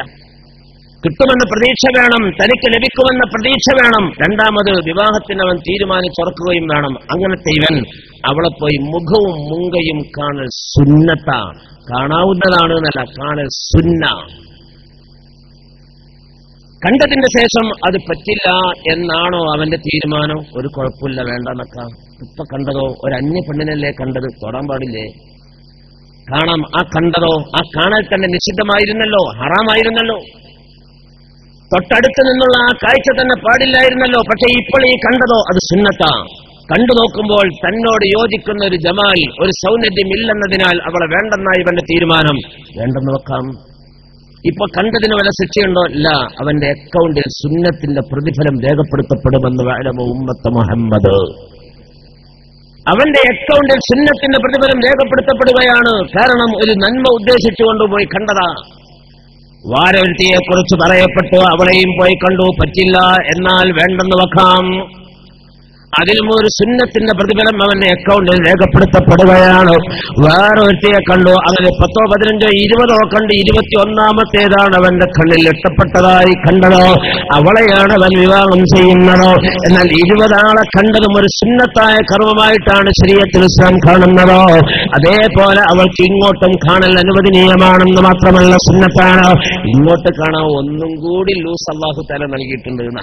അതൊക്കെ പെണ്ണുങ്ങളെ പറഞ്ഞു കൊടുത്തിട്ടുണ്ടെങ്കിൽ അവർ കുന്തിയെടുത്താവും. അല്ലാഹുവേ, പുരുഷന് അങ്ങോട്ട് കാണൽ മുഖവും മുങ്കയും മാത്രമേ പാടുള്ളൂ എങ്കിൽ അവൾക്ക് ഇങ്ങോട്ടേ മാബൈന സുറത്ത് വറുക്ബത്ത് മുട്ടുമുക്കളുടെ ഇടയിലുള്ളതല്ലാത്തതൊക്കെ കാണാനാ. ഇവങ്ങനെ അങ്ങോട്ടിരുന്ന ആ കൈന്റെ ആ ഉള്ളിനോട് കാട്ടിയ ആ പുറടി കാട്ടിയ എന്റെ കവിളും ഒന്ന് തിരിച്ചു കാട്ടി തന്ന എന്നൊക്കെ പറയുമ്പോ ഓള് പഠിച്ചോളാണെങ്കിൽ ആടാ പറഞ്ഞാ ചോദിച്ചോ, എന്റെ ഊഴം വരട്ടെ, അപ്പൊ ഞാൻ കാട്ടിത്തരാ. ഒക്കെ കണ്ടില്ലേ? ആ ഇഷ്ടപ്പെട്ടില്ലേ? അതെ, എനിക്ക് ഓക്കെയാണ്. നിങ്ങളെ കാണട്ടെ, മുഖം കെട്ടി വെച്ചാട്ടെ, ആ ഷർട്ടൊന്ന് കഴിച്ചാട്ടെ, ആ ഷർട്ടൊന്ന് കഴിച്ചാട്ടേനോ. ഞാൻ എന്റെ ബ്ലൗസ് കഴിക്കാൻ പറഞ്ഞിട്ടില്ലല്ലോ. അതെ, എന്റെ മുഖവും മുങ്കയും മാത്രമേ നിങ്ങൾക്ക് കാണൽ അനുവദനീയമുള്ളൂ എങ്കിൽ നിങ്ങളിൽ നിന്ന് മാബൈന സുറത്തി വറുക്ബതി, മുട്ടുമുക്കളുടെ ഇടയിലുള്ള സ്ഥലം അത് നിസ്കാരത്തിൽ ഔറത്ത, അതല്ലാത്ത മുഴുവൻ ഭാഗങ്ങളും കാണൽ എനിക്ക് അനുവദനീയമാണ്. ഷർട്ട് കഴിച്ച് ബനിയൻ കഴിച്ച് മുട്ടിന്റെ താഴെയുള്ള ഭാഗവും കണ്ട് അതൊക്കെ കണ്ടിട്ടും അവൾക്ക് ഇഷ്ടമാണ് എങ്കിൽ ഓക്കെ, അല്ലെങ്കിൽ അവനെ എനിക്ക് വേണ്ടെന്ന് പറയാൻ ആ ഒരു തീരുമാനമെടുക്കാൻ ഒരു സ്ത്രീക്ക് അല്ലാഹു തആല അവകാശം നൽകുന്നുണ്ട്. ഒരു സ്ത്രീക്ക് അല്ലാഹു തആല അവകാശം നൽകുന്നുണ്ട്. വൈവാഹിക ജീവിതത്തിലേക്ക് പ്രവേശിക്കുമ്പോ തന്റെ മാതാപിതാക്കൾ ഏതെങ്കിലും ഒരു അണ്ടനെയോ അടയാടിനെയോ കൊണ്ടുവന്നേൽപ്പിക്കുമ്പോ അതങ്ങ് അംഗീകരിക്കണമെന്ന് ശരീഅത്ത് പറയുന്നില്ല. ഈ വരനുമായി ഒരു മണിയറയിൽ കഴിഞ്ഞുകൂടേണ്ടതോ കെട്ടിപ്പിടിച്ച് ഒപ്പം കഴിഞ്ഞുകൂടേണ്ടത് ഞാനാ. അവന്റെ ശരീരം എനിക്ക് അറപ്പാണ്, വെള്ളപ്പാണ്ട് പിടിച്ചവനാണ്, കുഷ്ഠരോഗം പിടിച്ചവനാണ്, ചെറു പിടിച്ചവനാണ്, സൗന്ദര്യമില്ലാത്ത ഭാഗങ്ങളാണ്. ആ ഭാഗം എനിക്ക് കാണാനേ കഴിയാത്ത അവസ്ഥയാണ്. എന്നിട്ടല്ലേ അവനുമായി ഒട്ടിച്ചേർന്ന് കിടന്ന് കഴിഞ്ഞുകൂടല്. എനിക്കത് വേണ്ടപ്പാ എന്ന് തീരുമാനമെടുക്കാനുള്ള അവകാശം അവർക്ക് ഉണ്ട് എന്ന് ശരീഅത്തുൽ ഇസ്ലാമാണ് പറയുന്നത്. ഇതല്ലേ കൂട്ടരെ പ്രേമമെന്നത്, ഇതല്ലേ കൂട്ടരെ സ്നേഹമെന്നത്. ഇത് വിവാഹത്തിന്റെ മുമ്പേ ചെയ്യൽ സുന്നത്തുള്ളതാ. കാരണം എന്താ? വിവാഹമെന്ന് പറഞ്ഞാൽ അത്രയും ഭദ്രമായി നിലനിൽക്കുന്ന ഒരു മേഖലയാകണം. ഇന്ന അബ്ഗദൽ ഹലാലി ഇൻദല്ലാഹി അത്തലാഖ്. അല്ലാഹു തആല അനുവദിച്ച കാര്യങ്ങളിൽ നിന്ന് അല്ലാഹുവിന് ഏറ്റവും ദോഷമുള്ള കാര്യമുണ്ടല്ലോ, അത് അത്തലാഖ്, വിവാഹമോചനമാണ്. ആദ്യമേയാണ് അന്വേഷണം നടത്തേണ്ടത്, ആദ്യമേയാണ് കണ്ടു ഉറപ്പുവരുത്തേണ്ടത്, ആദ്യമാണ് കാര്യങ്ങളൊക്കെയും ആലോചന നടത്തേണ്ടത്. എന്നിട്ട് അവസാന ഘട്ടത്തിലാണ് വിവാഹം നടത്തേണ്ടത്. വിവാഹം നടത്തിയാൽ പിന്നെ ജീവിതാവസാനം വരെയുള്ള പങ്കാളികളായി കൊണ്ട് നടത്തേണ്ടത്. ആ ജീവിതാവസാനം വരെ മാത്രമല്ല, നാളെ മഹ്ശറ ലോകത്ത് പുനർജന്മം ചെയ്ത് ഹാജരാക്കപ്പെട്ട അവർ രണ്ടുപേരും സ്വർഗത്തിലേക്കാണ് എങ്കിൽ അവർ രണ്ടുപേരും സ്വർഗത്തിൽ ഇണതുണകളായി കഴിഞ്ഞുകൂടുന്നവരാണ് എന്ന് ഖാല റസൂലുള്ളാഹി. ചില പെണ്ണുങ്ങൾക്ക് ബേജാറുണ്ടാവും, പൊന്നാരുസ്താദേ അയാളെ കൊണ്ട് ദുന്യാവിൽ ഞാൻ തോറ്റു, ആ പടച്ചോനെ ഇനി സ്വർഗത്തിലെത്തിയാലും ആ സാധനം തന്നെ ആയിരിക്കും എനിക്കുണ്ടാകുക എന്ന് എനിക്ക് ബേജാറൊന്നും വേണ്ട. ആ സ്വർഗത്തിലേക്ക് കയറ്റുന്ന നേരത്ത് യാതൊരുവിധ വൈകല്യങ്ങളും ഒരു ദുസ്വഭാവങ്ങളും ആ ആളുകൾക്കുണ്ടാവുകയില്ല. എല്ലാം അവരുടെ ഹൃദയത്തിൽ നിന്ന് മാറ്റപ്പെടുന്നതാ. അവിടെയുള്ള ഹൂറിലീങ്ങളെക്കാളേറെ പുരുഷന്മാരെ സംബന്ധിച്ചിടത്തോളം അവിടെ ഹൂറിലീങ്ങളുണ്ട്. അത് സ്വർഗത്തിൽ മാത്രം സൃഷ്ടിക്കപ്പെട്ട പ്രത്യേകം തരുണീമണികളാണ്. ആ സുന്ദരികളായ തരുണീമണികളെക്കാളേറെ ഒരു സ്വർഗത്തിലേക്ക് എത്തിപ്പെട്ട പുരുഷന് ഏറ്റവും നല്ല ഇമ്പം തോന്നുന്നത്, താല്പര്യം തോന്നുന്നത് ദുനിയാവിൽ നിന്ന് അങ്ങോട്ട് എത്തിപ്പെട്ട സ്ത്രീകളോടാണ് എന്ന് ഹദീസിലുണ്ട്. അവിടെയും വധുവരന്മാരായി കഴിഞ്ഞുകൂടേണ്ടവരാ. അതിനാൽ നല്ലവണ്ണം ആലോചിച്ചു, നല്ലവണ്ണം മനസ്സിലാക്കി, അതിന്റെ വരുംവരായികളെ കുറിച്ച് ചിന്തിച്ചു അങ്ങനെയാണ് വൈവാഹിക ജീവിതത്തിലേക്ക് കടക്കേണ്ടത്. വൈവാഹിക ജീവിതത്തിലേക്ക് കടക്കുന്ന അവസരത്തിൽ പൊന്നുമുഅ്മിനീങ്ങളെ ഏതേത് വിഷയങ്ങളിലുള്ളതുപോലെ ഇവിടെയും പ്രത്യേകം നല്ല നിയ്യത്ത് വേണം. ഇന്നമൽ അഅ്മാലു ബിന്നിയാത്ത് എന്ന നമ്മൾ പറഞ്ഞല്ലോ, പ്രവാചകരുടെ ചര്യയാണ്, ഇസ്ലാമിൽ ഒരു ആരാധനയാണ്, ഇസ്ലാമിൽ പുണ്യമാക്കപ്പെട്ട വലിയൊരു കർമ്മമാണ്. ആ കർമ്മത്തിലേക്ക് നാം ഇറങ്ങുമ്പോൾ നമ്മുടെ മനസ്സിലുള്ള നിയ്യത്ത് നന്നാക്കണം. ഏത് കാര്യവും പൂർണ്ണമാകുന്നത്, അത് പരിപൂർണമായി അള്ളാഹ് സ്വീകരിക്കുന്ന അവസ്ഥയിലാകുന്നത് ബിന്നിയാത്തി, മനസ്സിലുള്ള നിയ്യത്തുകൾക്കനുസരിച്ച്. അല്ലാമ ഗസാലി റഹ്മത്തുള്ളാഹി അലൈഹി തന്റെ മിൻഹാജുൽ ആബിദീൻ എന്ന കിതാബിൽ പറയുകയാണ്, ആ മേഖലയിലേക്ക് ഇറങ്ങുന്ന അവസരത്തില് 3 നിയ്യത്ത് ഒരാൾക്കുണ്ടാകേണ്ടതാണ്. ആണാണെങ്കിലും പെണ്ണാണെങ്കിലും 3 നിയ്യത്ത് ഉണ്ടാകേണ്ടതാണ്. ഒന്ന് ഇബ്ഖാ ഉന്നസ്ലി, ഈ മനുഷ്യവംശത്തെ നിലനിർത്തുക എന്നത്. വിഭാഗങ്ങൾ പറയുകയാണ്, തനാഖഹുൽ വദൂദൽ വദൂദ്, തനാഖഹു നിങ്ങൾ വിവാഹം ചെയ്യുവിൻ അൽ വദൂദ, അധികമായി പ്രസവിക്കുന്ന സ്ത്രീകളെ, അൽ വദൂദ ഭർത്താവിനോട് ഇങ്ങോട്ട് അതിരറ്റ സ്നേഹം വെച്ച് പുലർത്തുന്ന സ്ത്രീകളെ. കാരണം എന്താ?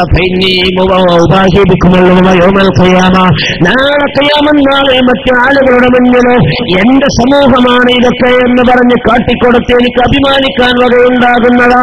അതിനാൽ നിങ്ങൾ അധികമായി മക്കളെ ഉണ്ടാക്കുകയും അധികമായി പ്രസവിക്കുന്ന സ്നേഹിക്കുന്ന സ്ത്രീകളെ നോക്കി നിങ്ങൾ വിവാഹം കൊടുക്കുകയോ. വികാരങ്ങളുടെ നിർദ്ദേശമാണ്. ഈ മനുഷ്യവംശത്തിന്റെ നിലനിൽപ്പിൽ ഞാനും ഒരു പങ്കാളിയാകട്ടെ. വികാരങ്ങളുടെ നിർദ്ദേശമല്ല, അത് പാലിക്കുന്നവരിലോ ഞാനും ഒരു അംഗമാകട്ടെ എന്നൊരു ചിന്ത, എന്നൊരു നീയത്ത് ഈ മേഖലയിലേക്ക് പ്രവേശിക്കുന്ന ആളുപണ്ണിന്റെ മനസ്സിലുണ്ടാകണം. അത് നീയത്തിൽപ്പെട്ട ഒന്നാ. രണ്ടാമത്തേത് ഹലാലായ വഴിയിലൂടെ വികാരത്തെ ശമിപ്പിക്കുക എന്നതാ. ഹലാലായ വഴിയിലൂടെ വൈകാരിക ചിന്തക്ക് ശമനം കണ്ടെത്തുക എന്നതാ. മനുഷ്യർക്ക് പ്രകൃതിപരമായി അല്ലാഹു തആല വൈകാരികമായ ചിന്ത നൽകിയിട്ടുണ്ട്. ആ വൈകാരികമായ ചിന്ത ഉപയോഗപ്പെടുത്തലല്ലേ പ്രകൃതിപരം നമ്മെ പഠിപ്പിക്കുന്നത്. മനുഷ്യർക്ക് വെള്ളം കുടിക്കേണ്ടി വന്നാൽ അവൻ ദാഹിക്കുമ്പോൾ വെള്ളം കുടിക്കേണ്ടതുപോലെ, അവൻ വിശക്കുമ്പോൾ ഭക്ഷണം കഴിക്കേണ്ടതുപോലെ, അവൻ മലമൂത്ര വിസർജനത്തിന് വേണ്ടി ആവശ്യമുള്ളവനാകുമ്പോൾ അത് ഒഴിവാക്കേണ്ടതുപോലെ, വൈകാരികമായ ചിന്ത ഉണ്ടാകുമ്പോൾ അതിന് ശമനം കണ്ടെത്തുക എന്നതല്ലേ നീതി, അതല്ലേ പ്രകൃതിപരം. അതുകൊണ്ട് വൈവാഹിക ജീവിതത്തിലൂടെ അതിനുള്ള വഴി കണ്ടെത്തണമെന്നാണ് ശർഅ് പറയുന്നത്. എന്നല്ലാതെ വൈകാരികമായ ചിന്ത ജഗനിയന്താവായ അല്ലാഹു ഒരുത്തന് നൽകിയെങ്കിൽ അത് ഉപയോഗപ്പെടുത്താതെ ബ്രഹ്മാചാര്യം സ്വീകരിക്കണമെന്ന നിയമമുണ്ടല്ലോ. ആ നിയമം അങ്ങനെ അല്ലാഹു പറയുമോ? പടച്ചോനെ, നീ തന്ന വൈകാരിക ചിന്തയല്ലേ, അത് ഒതുക്കിക്കൊണ്ട് നിയന്ത്രിക്കപ്പെട്ട് കഴിഞ്ഞുകൂടണമെന്നോ? അത് ഉപയോഗപ്പെടുത്താനുള്ള അവസരം നിങ്ങൾക്ക് നൽകുന്നില്ലെങ്കിൽ പിന്നെ എന്തിനാണ് വികാരം നൽകുന്നത് എന്ന് തിരിച്ചൊരു ചോദ്യമില്ല. അതുകൊണ്ട് തന്നെയാണ് നമുക്ക് പറയാനുള്ളത്, ആ വൈകാരികമായ ചിന്തയില് അല്ലാഹു തആല നൽകിയിട്ടുണ്ട്, ആണാണെങ്കിലും പെണ്ണാണെങ്കിലും. പക്ഷെ അത് ഏതെങ്കിലും രൂപത്തിൽ നാക്കാലികളെ പോലെ ചെയ്തുകൂടാ, അത് ദുരുപയോഗപ്പെടുത്തിക്കൂടാ. അതിന് ശരിയായ ഒരു കൃത്യമായ മാർഗമുണ്ട്. ആ മാർഗമാണ് വൈവാഹിക ജീവിതമെന്നത് ബഹുമാനപ്പെട്ട നിബിധങ്ങൾ നമുക്ക് കാണിച്ചു തന്ന, തന്റെ ജീവിതത്തിൽ പാഠമായി നമുക്ക് പകർത്തിത്തന്ന വിഷയം കൂടിയാണത്. അതിനാൽ ഹലാലായ വഴിയിലൂടെ വികാരത്തെ ശമിപ്പിക്കുക എന്നതാ. മൂന്നാമത്തേത്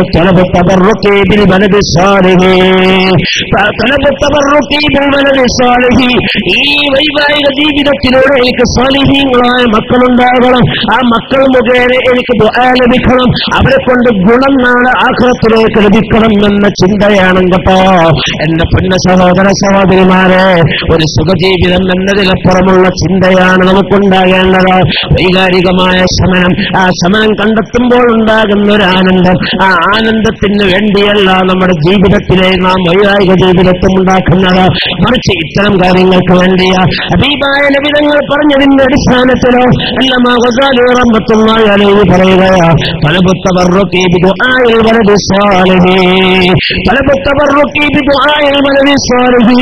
സ്വാലിഹീങ്ങളായ മക്കളുടെ ദുആ കൊണ്ട് ഗുണം കിട്ടണമെന്ന പ്രതീക്ഷ വേണം. ഹബീബായ നബിതങ്ങൾ പറഞ്ഞില്ലേ, ഇദാ മത്തൽ ഇൻസാൻ, ഒരു മനുഷ്യന് മരണപ്പെട്ടാൽ അവന്റെ സകലമായ പ്രവർത്തനങ്ങളും മുറിഞ്ഞു പോകുന്നതാ. മൂന്ന് കാര്യങ്ങളാ ശേഷിക്കുന്നത്. ഒന്ന് ജാരിയായ സദഖയാണ്, രണ്ടാമത്തേത് ഇൽമുന്റെ ഭൂമിഹി നാഫിയായ ഇൽമ, മൂന്നാമത്തേത് വലദുൻ സ്വാലിഹുൽ യദ്ഉലഹു, തനിക്ക് വേണ്ടി ദുആ ചെയ്യുന്ന സ്വാലിഹീങ്ങളായ മക്കളാണ് എന്ന് ഹബീബായ മുഹമ്മദ് മുസ്തഫ. വലദുൻ സ്വാലിഹുൽ യദ്ഉലഹു. ഈ വിഷയം വൈവാഹിക ജീവിതത്തിലേക്ക് പ്രവേശിക്കുമ്പോഴേ നമ്മുടെ മനസ്സിലുണ്ടാകേണ്ട ഒരു ചിന്തയാകണം. ആനന്ദ ജീവിതത്തിനൊരു വരൻ, സുഖജീവിതത്തിന് വേണ്ടി ഒരു വധു എന്നതല്ല മനസ്സിലുണ്ടാകേണ്ടത്. അതിലപ്പുറം നിബിധങ്ങൾ നമുക്ക് കാണിച്ചു തന്ന, നമുക്ക് പാഠമായി ഉൾക്കൊള്ളാൻ നമ്മോട് നിർദ്ദേശിച്ച ഇത്തരം കാര്യങ്ങളെയാണ് നാം ഇവിടെ നിയ്യത്തായി വെക്കേണ്ടത്. ഇബ്ഖാഉൻ നസ്ൽ, മനുഷ്യവംശത്തെ നിലനിർത്തുക. രണ്ടാമത്തേത് ഹലാലായ വഴിയിലൂടെ വൈകാരിക ചിന്തക്ക് ശമനം കണ്ടെത്തുക. മൂന്നാമത്തേത് സ്വാലിഹീങ്ങളായ മക്കളുണ്ടായി അവരെ കൊണ്ട് തനിക്ക് ഉപകാരം ലഭിക്കുക. അവിടെ ഗസാലി ഇമാം പറയുന്നത് തലബു തബറുക്കി ബിദുആഇൽ വലദി സ്വാലിഹീന, നിബിയ ലോകത്ത് അവരുടെ സഹായങ്ങളും അവരെ കൊണ്ടുള്ള ഉപകാരങ്ങളും അത് നാം പ്രതീക്ഷിക്കും. പക്ഷെ ഞാൻ പറയട്ടെ, അവരുടെ സഹായം ലഭിച്ചില്ലാന്ന് വെക്കുക, എന്നാലും എങ്ങനെയെങ്കിലൊക്കെ മുട്ടിത്തട്ടി ജീവിക്കൂലേ? വൃദ്ധസദനങ്ങൾ ഇന്ന് പഴയ കാലത്തേക്കാൾ ഏറെയാണ്. ഒരു നയാ പൈസയും കൊടുക്കേണ്ടതില്ലാതെ അവിടങ്ങളിൽ പരിപൂർണ സുരക്ഷിതമായി കഴിഞ്ഞുകൂടാനുള്ള സൗകര്യം ഇന്നുണ്ട്. വൃദ്ധസദനങ്ങളിൽ മാത്രമല്ല, ഇവിടെ തന്നെ പാവപ്പെട്ട എത്രയോ ആളുകൾ നമ്മുടെ പള്ളികളിലൊക്കെ വന്ന് ചില ആളുകൾ സഹായം അഭ്യർത്ഥിക്കാറില്ലേ? പരത്തുള്ളി പെരുവെള്ളം എന്ന രൂപത്തിൽ 5, 10, 50, 100 ഒക്കെ ഓരോരുത്തർ കൊടുത്ത് വൈകുന്നേരമാകുമ്പോഴെ 1000, 2000 ഒക്കെ അവർ സ്വരൂപിച്ച് അവർക്ക് മരുന്നോ മുക്കുടിയോ മറ്റ് ജീവിക്കാൻ ആവശ്യമായ സൗകര്യങ്ങൾ അതിലൂടെ ഉണ്ടാകും.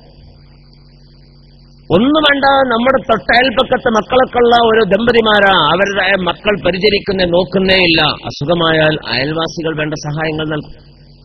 എങ്ങനെയെങ്കിലുമൊക്കെ ആയിട്ട് അവർക്ക് ജീവിക്കാനുള്ള സൗകര്യങ്ങൾ, പ്രത്യേകിച്ച് പഴയ കാലത്തേക്കാൾ ഏറെ ജീവകാരുണ്യ പ്രവർത്തനങ്ങൾക്കൊക്കെ ഊന്നൽ നൽകുന്ന കാലമാണ് ഈ കാലത്ത് അവർക്ക് ജീവിക്കാൻ കഴിയും. പക്ഷെ മരണപ്പെട്ടാലോ, എന്റെ പൊന്നു രക്ഷിതാക്കൾ ഗൗരവമായി ചിന്തിക്കണം. മരണപ്പെട്ടാലോ പിന്നെ ആര് സഹായിക്കും? മരണപ്പെട്ടാൽ പിന്നെ ആര് സഹായിക്കും? ഈ അയൽവാസികൾ സഹായിക്കുമോ? പള്ളിയിൽ നിന്ന് പിരിവെടുത്ത് 1000 1500 കൊടുത്തേൽപ്പിച്ചിരുന്ന ആ ആളുകളുടെ സഹായം ലഭിക്കുമോ? ഇല്ല. ഹബീബായ നബിതങ്ങൾ പറയുന്നു, ഖബറിൽ കിടക്കുന്ന ആളുടെ അവസ്ഥ പരിതാപകരമായ അവസ്ഥ. എന്റെ സഹോദരിമാർ പ്രത്യേകം ഗൗരവത്തിലെടുക്കണം. ഹബീബായ നബിതങ്ങൾ പറയുകയാ, ഖബറിൽ കിടക്കുന്ന മനുഷ്യന്റെ അവസ്ഥ എന്തെന്നറിയുമോ? വിശുദ്ധമായ ഹദീസിൽ ഹബീബായ റസൂലുള്ളാഹി സ്വല്ലല്ലാഹു അലൈഹി വസല്ലം തങ്ങൾ പറയുകയാണ്, ആ ഖബറിൽ കിടക്കുന്ന വ്യക്തി മൽ മയ്യിത്തു ഫീ ഖബറിഹി ഇല്ലാ കൽ ഗരീഖൽ മുതവദ്ദിഹി യൻതദിറു ദഅവത ഇബ്നിഹി ഔ ബിൻതിഹി ഔ അബീഹി ഔ ഉമ്മിഹി ഔ അഖീഹി ഔ ഉഖ്തിഹി ഔ സദീഖിഹി ഔ കമാ ഖാല സ്വല്ലല്ലാഹു അലൈഹി വസല്ലം. ദലീലില്ലാത്ത വെള്ളത്തിൽ വീണ നീന്തലറിയാത്ത മനുഷ്യനെ പോലെയാണ് ഖബറിൽ കിടക്കുന്ന മയ്യിത്ത്. ഏത് പൊടാപെട്ടെന്നും മനസ്സിലാക്കാൻ കഴിയുന്ന ഒരു ഉദാഹരണമല്ലയോ ഹബീബായ നബിതങ്ങൾ നമ്മുടെ മുന്നിൽ പറഞ്ഞു തന്നിട്ടുള്ളതോ? ആർക്കാ മനസ്സിലാക്കാൻ കഴിയാത്തത്? നാം കണ്ടില്ലയോ കടല്, നാം കണ്ടില്ലയോ വലിയ പുഴയും കിണറും കുളവുമൊക്കെ നിറയെ വെള്ളമാണ്. ആ കിണറ്റിലേക്കാണ്, ആ കുളത്തിലേക്കാണ്, പാടത്തേക്കാണ്, പുഴയിലേക്കാണ് ഒരാൾ വീണതെന്ന് സങ്കല്പിക്കുക. അയാൾക്ക് നീന്തലറിഞ്ഞുകൂടാ. അദ്ദേഹം കര കാണുന്നുണ്ട്, അങ്ങോട്ട് നീന്തി രക്ഷപ്പെടാൻ അറിഞ്ഞുകൂടാ. അദ്ദേഹം താഴോട്ട് നീട്ടുന്നുണ്ട്, പക്ഷേ മണ്ണിലേക്ക് കാലെത്തുന്നില്ല, ആഴമുള്ള വെള്ളമാ. ആ സമയത്ത് അദ്ദേഹം ആലോചിക്കുകയാണ്, അല്ലാ, ഞാൻ വീണ് കിടക്കുന്ന കുളത്തിന്റെ അരികിലൂടെ ആരെങ്കിലും വന്നിരുന്നെങ്കിലോ, ഈ പുഴയുടെ സമീപത്തിലൂടെ ആരെങ്കിലും വന്നിരുന്നെങ്കിലോ, ആരെങ്കിലും എനിക്ക് വള്ളിയോ വടിയോ ഇട്ട് തന്നിരുന്നെങ്കിൽ എന്ന് ആലോചിക്കുകയാ. അതിനിടയിലാണ് അവിചാരിതമായി ഈ വീണ് പടഞ്ഞുകൊണ്ടിരിക്കുന്ന ആളുള്ള കിണറ് അല്ലെങ്കിൽ കുളം പുഴ, അതിന്റെ അരികിലൂടെ ഒരാൾ നടന്നു പോകുന്നത്, വെള്ളം കുടിച്ച് തട്ടിപ്പടഞ്ഞുകൊണ്ടിരിക്കുന്ന പരിതാപകരമായ അവസ്ഥയിൽ കഴിഞ്ഞു കൂടുന്ന ആളെ കാണുകയാ. ഈ അവസ്ഥയിൽ അകപ്പെട്ട ആളെ രക്ഷപ്പെടുത്താൻ അദ്ദേഹം എന്തോ ഒരു വള്ളി അങ്ങോട്ട് നീട്ടിക്കൊടുക്കുകയാ. അത് പിടിച്ച് അദ്ദേഹം കരയിലേക്ക് രക്ഷപ്പെടുകയാണ്. ആ മരണത്തിൽ നിന്നും കരയിലേക്ക് അകപ്പെട്ട ആളുടെ സന്തോഷമെന്ന് ആലോചിച്ചു നോക്കാം. ഇതുപോലെയാണ് ഖബറിൽ കിടക്കുന്ന വ്യക്തി കേട്ടോ. ഖബറിൽ വെക്കപ്പെട്ട മയ്യിത്തിന്റെ അവസ്ഥയാണ് നിബിധങ്ങൾ പറയുന്നത്. എന്റെ ഖബറിന്റെ അരികിലേക്ക് ആരെങ്കിലും വന്ന് ഈ മൂടുകല്ലും മണ്ണുമൊക്കെ മാന്തി ഒഴിവാക്കി എന്നെ ഖബറിൽ നിന്ന് വെളിയിലേക്കൊന്ന് പുറത്തേക്ക് എടുത്തു വെക്കാൻ ആരെങ്കിലും വന്നിരുന്നെങ്കിൽ എന്ന് ചിന്തിക്കുമോ? ഇല്ല. കാരണം അങ്ങനെ വെച്ചിട്ട് കാര്യമില്ല, മരിച്ചുപോയവരാണ്. അതിനാൽ ഇനി മരണത്തിന്റെ ശേഷമുള്ള ഉപകാരമാണ് വേണ്ടത്. അങ്ങനെ ഉപകാരം ചെയ്യാൻ ആരെങ്കിലും ഉണ്ടായിരുന്നുവെങ്കിൽ എന്നവൻ ചിന്തിക്കുന്നത്. നിബിധങ്ങൾ പറയട്ടെ, എന്താണ് അവന്റെ ചിന്ത? എന്ത് നിർവാവസൈമിനി തന്റെ മകളൊന്ന് ചെയ്തെങ്കിലോ, ഔദിന്തിഹി അല്ലെങ്കിൽ മകളോ, അല്ലെങ്കിൽ ജീവിച്ചിരിക്കുന്ന മാതാവോ പിതാവോ, അല്ലെങ്കിൽ സഹോദരനോ സഹോദരിയോ, അല്ലെങ്കിൽ സ്നേഹിതന്മാരോ, ജീവിച്ചിരിക്കുന്ന ആരെങ്കിലും എനിക്ക് വേണ്ടി ഒന്ന് ദുആയിരുന്നെങ്കിൽ എന്നവൻ ചിന്തിക്കുകയാ. ആ സമയത്താണ് മക്കളിൽപ്പെട്ട ഒരാൾ ഉപ്പാക്ക് വേണ്ടി ദുആ ചെയ്യുന്നത്. മരണപ്പെട്ട് കിടക്കുന്ന ഉപ്പയാ. ആ ഉപ്പയ്ക്ക് വേണ്ടി ആ മകൻ ദുആ ചെയ്യുകയാണ്. അല്ലാ, എന്താണ് മണ്ണിൽ കിടക്കുന്ന ഉപ്പയില്ലേ, ആ മണ്ണിൽ കിടക്കുന്ന ഉമ്മയില്ലേ, ആ ഉമ്മാക്ക് നീ പുറത്തു കൊടുക്കണേ അല്ലാ.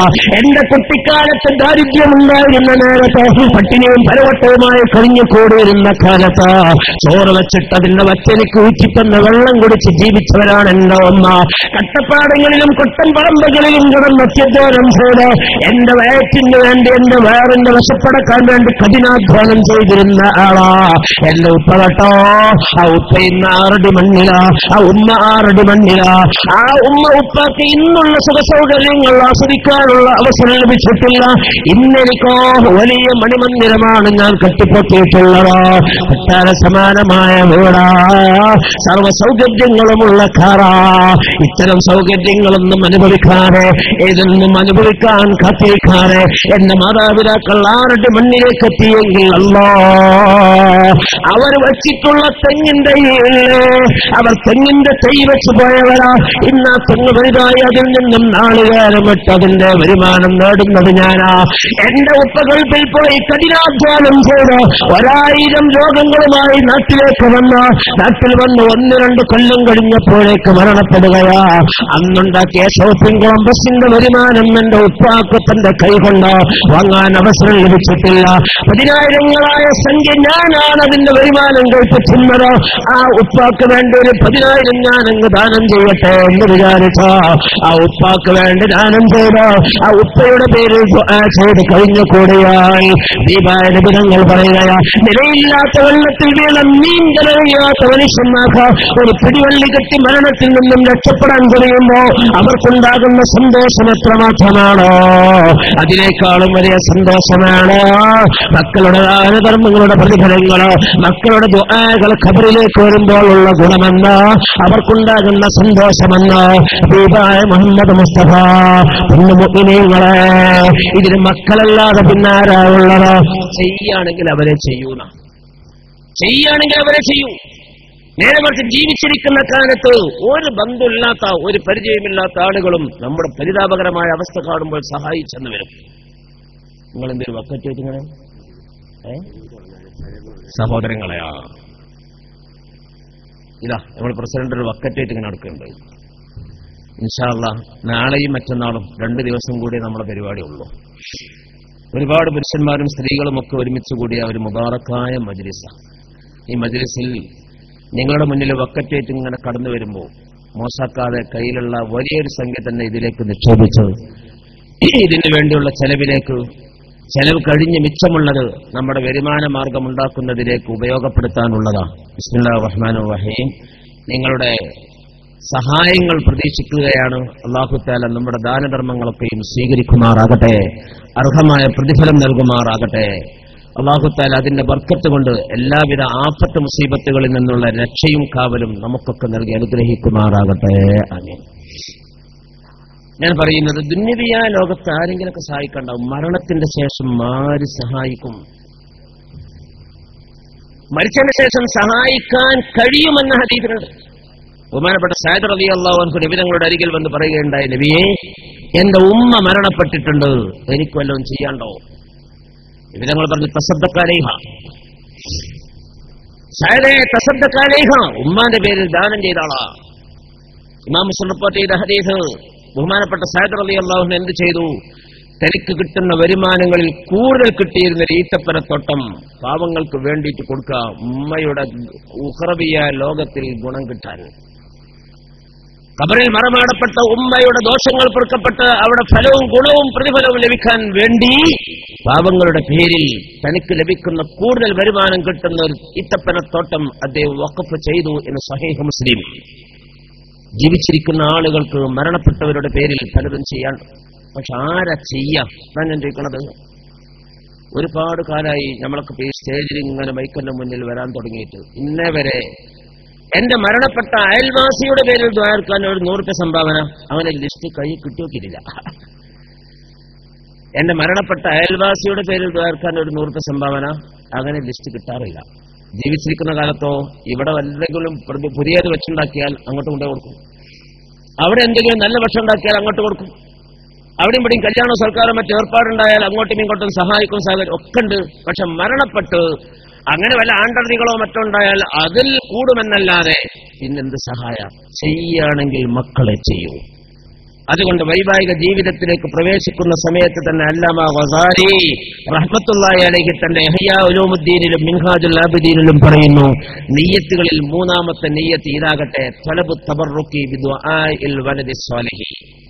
ഈ വൈവാഹിക ജീവിതത്തിൽ, ദാമ്പത്യ ജീവിതത്തിൽ എനിക്ക് സ്വാലിഹീങ്ങളായ മക്കളുണ്ടാവുകയും ആ മക്കൾ മുഖേന എനിക്ക് ദുആ ലഭിച്ചു, അതിന്റെ ഗുണം എനിക്ക് ലഭിക്കുകയും ചെയ്യട്ടെ എന്നൊരു പ്രതീക്ഷ, എന്നൊരു തേട്ടം, എന്നൊരു ഉദ്ദേശം അവന്റെ മനസ്സിൽ വെച്ചുകൊണ്ടാണ് വൈവാഹിക ജീവിതത്തിൽ പ്രവേശിക്കേണ്ടത്. ഏതേത് വിഷയങ്ങളിലേക്കും പ്രവേശിക്കുമ്പോൾ അവന് നല്ല നിയ്യത്തുണ്ടാകേണ്ടതുപോലെ ഈ വിഷയങ്ങളിലും ഈ വിഷയ മേഖലയിലേക്ക് പ്രവേശിക്കുമ്പോഴും ഈ വക നിയ്യത്തുമായിട്ടാണ് കടക്കേണ്ടത്.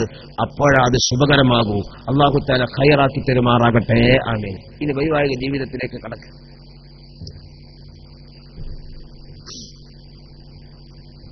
വൈവാഹിക ജീവിതത്തിലേക്ക് കടക്കുന്ന സമയത്ത് പുരുഷന്മാരെ വിളിച്ച് പ്രത്യേകമായൊരു കാര്യം ഹബീബായ നബി തങ്ങൾ പറഞ്ഞിട്ടുണ്ട്. ഇത് ആണും പെണ്ണും തമ്മിലുള്ള ബന്ധം, സ്ത്രീയും സ്ത്രീയും തമ്മിലുള്ള ബന്ധം, പുരുഷനും പുരുഷനും തമ്മിലുള്ള വിവാഹബന്ധം, അങ്ങനെ സ്വവർഗ ബന്ധം, ആ ഒരു ബന്ധം ഇസ്ലാം അനുവദിക്കുന്നേയില്ല. അത് കടുത്ത ഹറാം. അങ്ങനെ ഒരു വിവാഹം എന്ന ഒന്ന് ഇസ്ലാമിൽ ഇല്ലേ ഇല്ല. ആധുനിക മനുഷ്യന്മാർ എന്തൊക്കെ കട്ടിക്കുട്ടലുകളും തമ്മാടിത്തരങ്ങളും പൈശാചികതയുമാണ് ചെയ്തു കൂട്ടുന്നത്, അത് വേറെ. ഇസ്ലാമിക കാഴ്ചപ്പാടിൽ വൈവാഹിക ജീവിതമെന്നത് അത് സ്ത്രീയും പുരുഷനും തമ്മിലാണ്. ഇന്നാലിന്ന സ്ത്രീയും പുരുഷനുമാകണം, അത് മുസ്ലിമാകണമെന്നൊക്കെ നിയമം, അതിലേക്കൊന്നും ഞാൻ കടക്കുന്നില്ല. ഇങ്ങനെ സ്ത്രീയും പുരുഷനും തമ്മിലുള്ള കൂട്ടുജീവിതമാണ് വൈവാഹിക ജീവിതമെന്നത്. പക്ഷേ ഇത് സ്ത്രീയാണ്, മറ്റേത് പുരുഷനാണ്. രണ്ട് തട്ടില. മഹാനായ നബി സല്ലല്ലാഹു അലൈഹി വസല്ലം തങ്ങൾ പറയുകയുണ്ടായി, സ്ത്രീയുടെ സ്വഭാവം പലപ്പോഴും പുരുഷന്റെ സ്വഭാവവുമായി ഒത്തിണങ്ങുകയില്ല. ഇവർ രണ്ടുപേരും ഒരു റൂമിൽ വാതിലടച്ച് കഴിഞ്ഞുകൂടേണ്ടവരാ. അവർ ഒന്നുപോലെ, അവർ ഒരു തടി പോലെ കഴിഞ്ഞുകൂടേണ്ടവരാ. ഹുന്ന ലിബാസുൽ ലക്കും വ അൻതും ലിബാസുൽ ലഹുന്ന. ഒരു വസ്ത്രം പോലെ രണ്ടുപേരും മുട്ടിച്ചേർന്ന് കഴിഞ്ഞുകൂടേണ്ടവരാ. പല വിഷയങ്ങളിലും അവർ ഒന്നിച്ച് തീരുമാനമെടുത്ത് നടപ്പിലാക്കേണ്ടവരാ. പല കാര്യങ്ങളിലും ഒന്നിച്ചുള്ള ഒരു അഭിപ്രായത്തിലേക്ക് എത്തേണ്ടവരാ. പക്ഷേ ഭർത്താവിന്റെ അഭിപ്രായത്തിന് വിരുദ്ധമാണ് പലപ്പോഴും സ്ത്രീയുടെ അഭിപ്രായം വരിക. പല കാഴ്ചപ്പാടുകളാണ് ഉണ്ടാവുക. ഈ ഒരു കാര്യം ആമുഖമായി തന്നെ പുരുഷന്മാര് മനസ്സിലാക്കേണ്ടതാ. ഹബീബായ നബി തങ്ങൾ പറയുകയായി, ഇന്നൽ മർഅത ഖുലിഖത് മിൻ ഖിലാഫ് ഫഇൻ ഇസ്തംതഅത ബിഹാ വഫീഹാ ഇബന വഇൻ ദഹബ്ത തുഖീമുഹാ കസർതഹാ വകസ്റുഹാ തലാഖുഹാ ഖാല റസൂലുള്ളാഹി.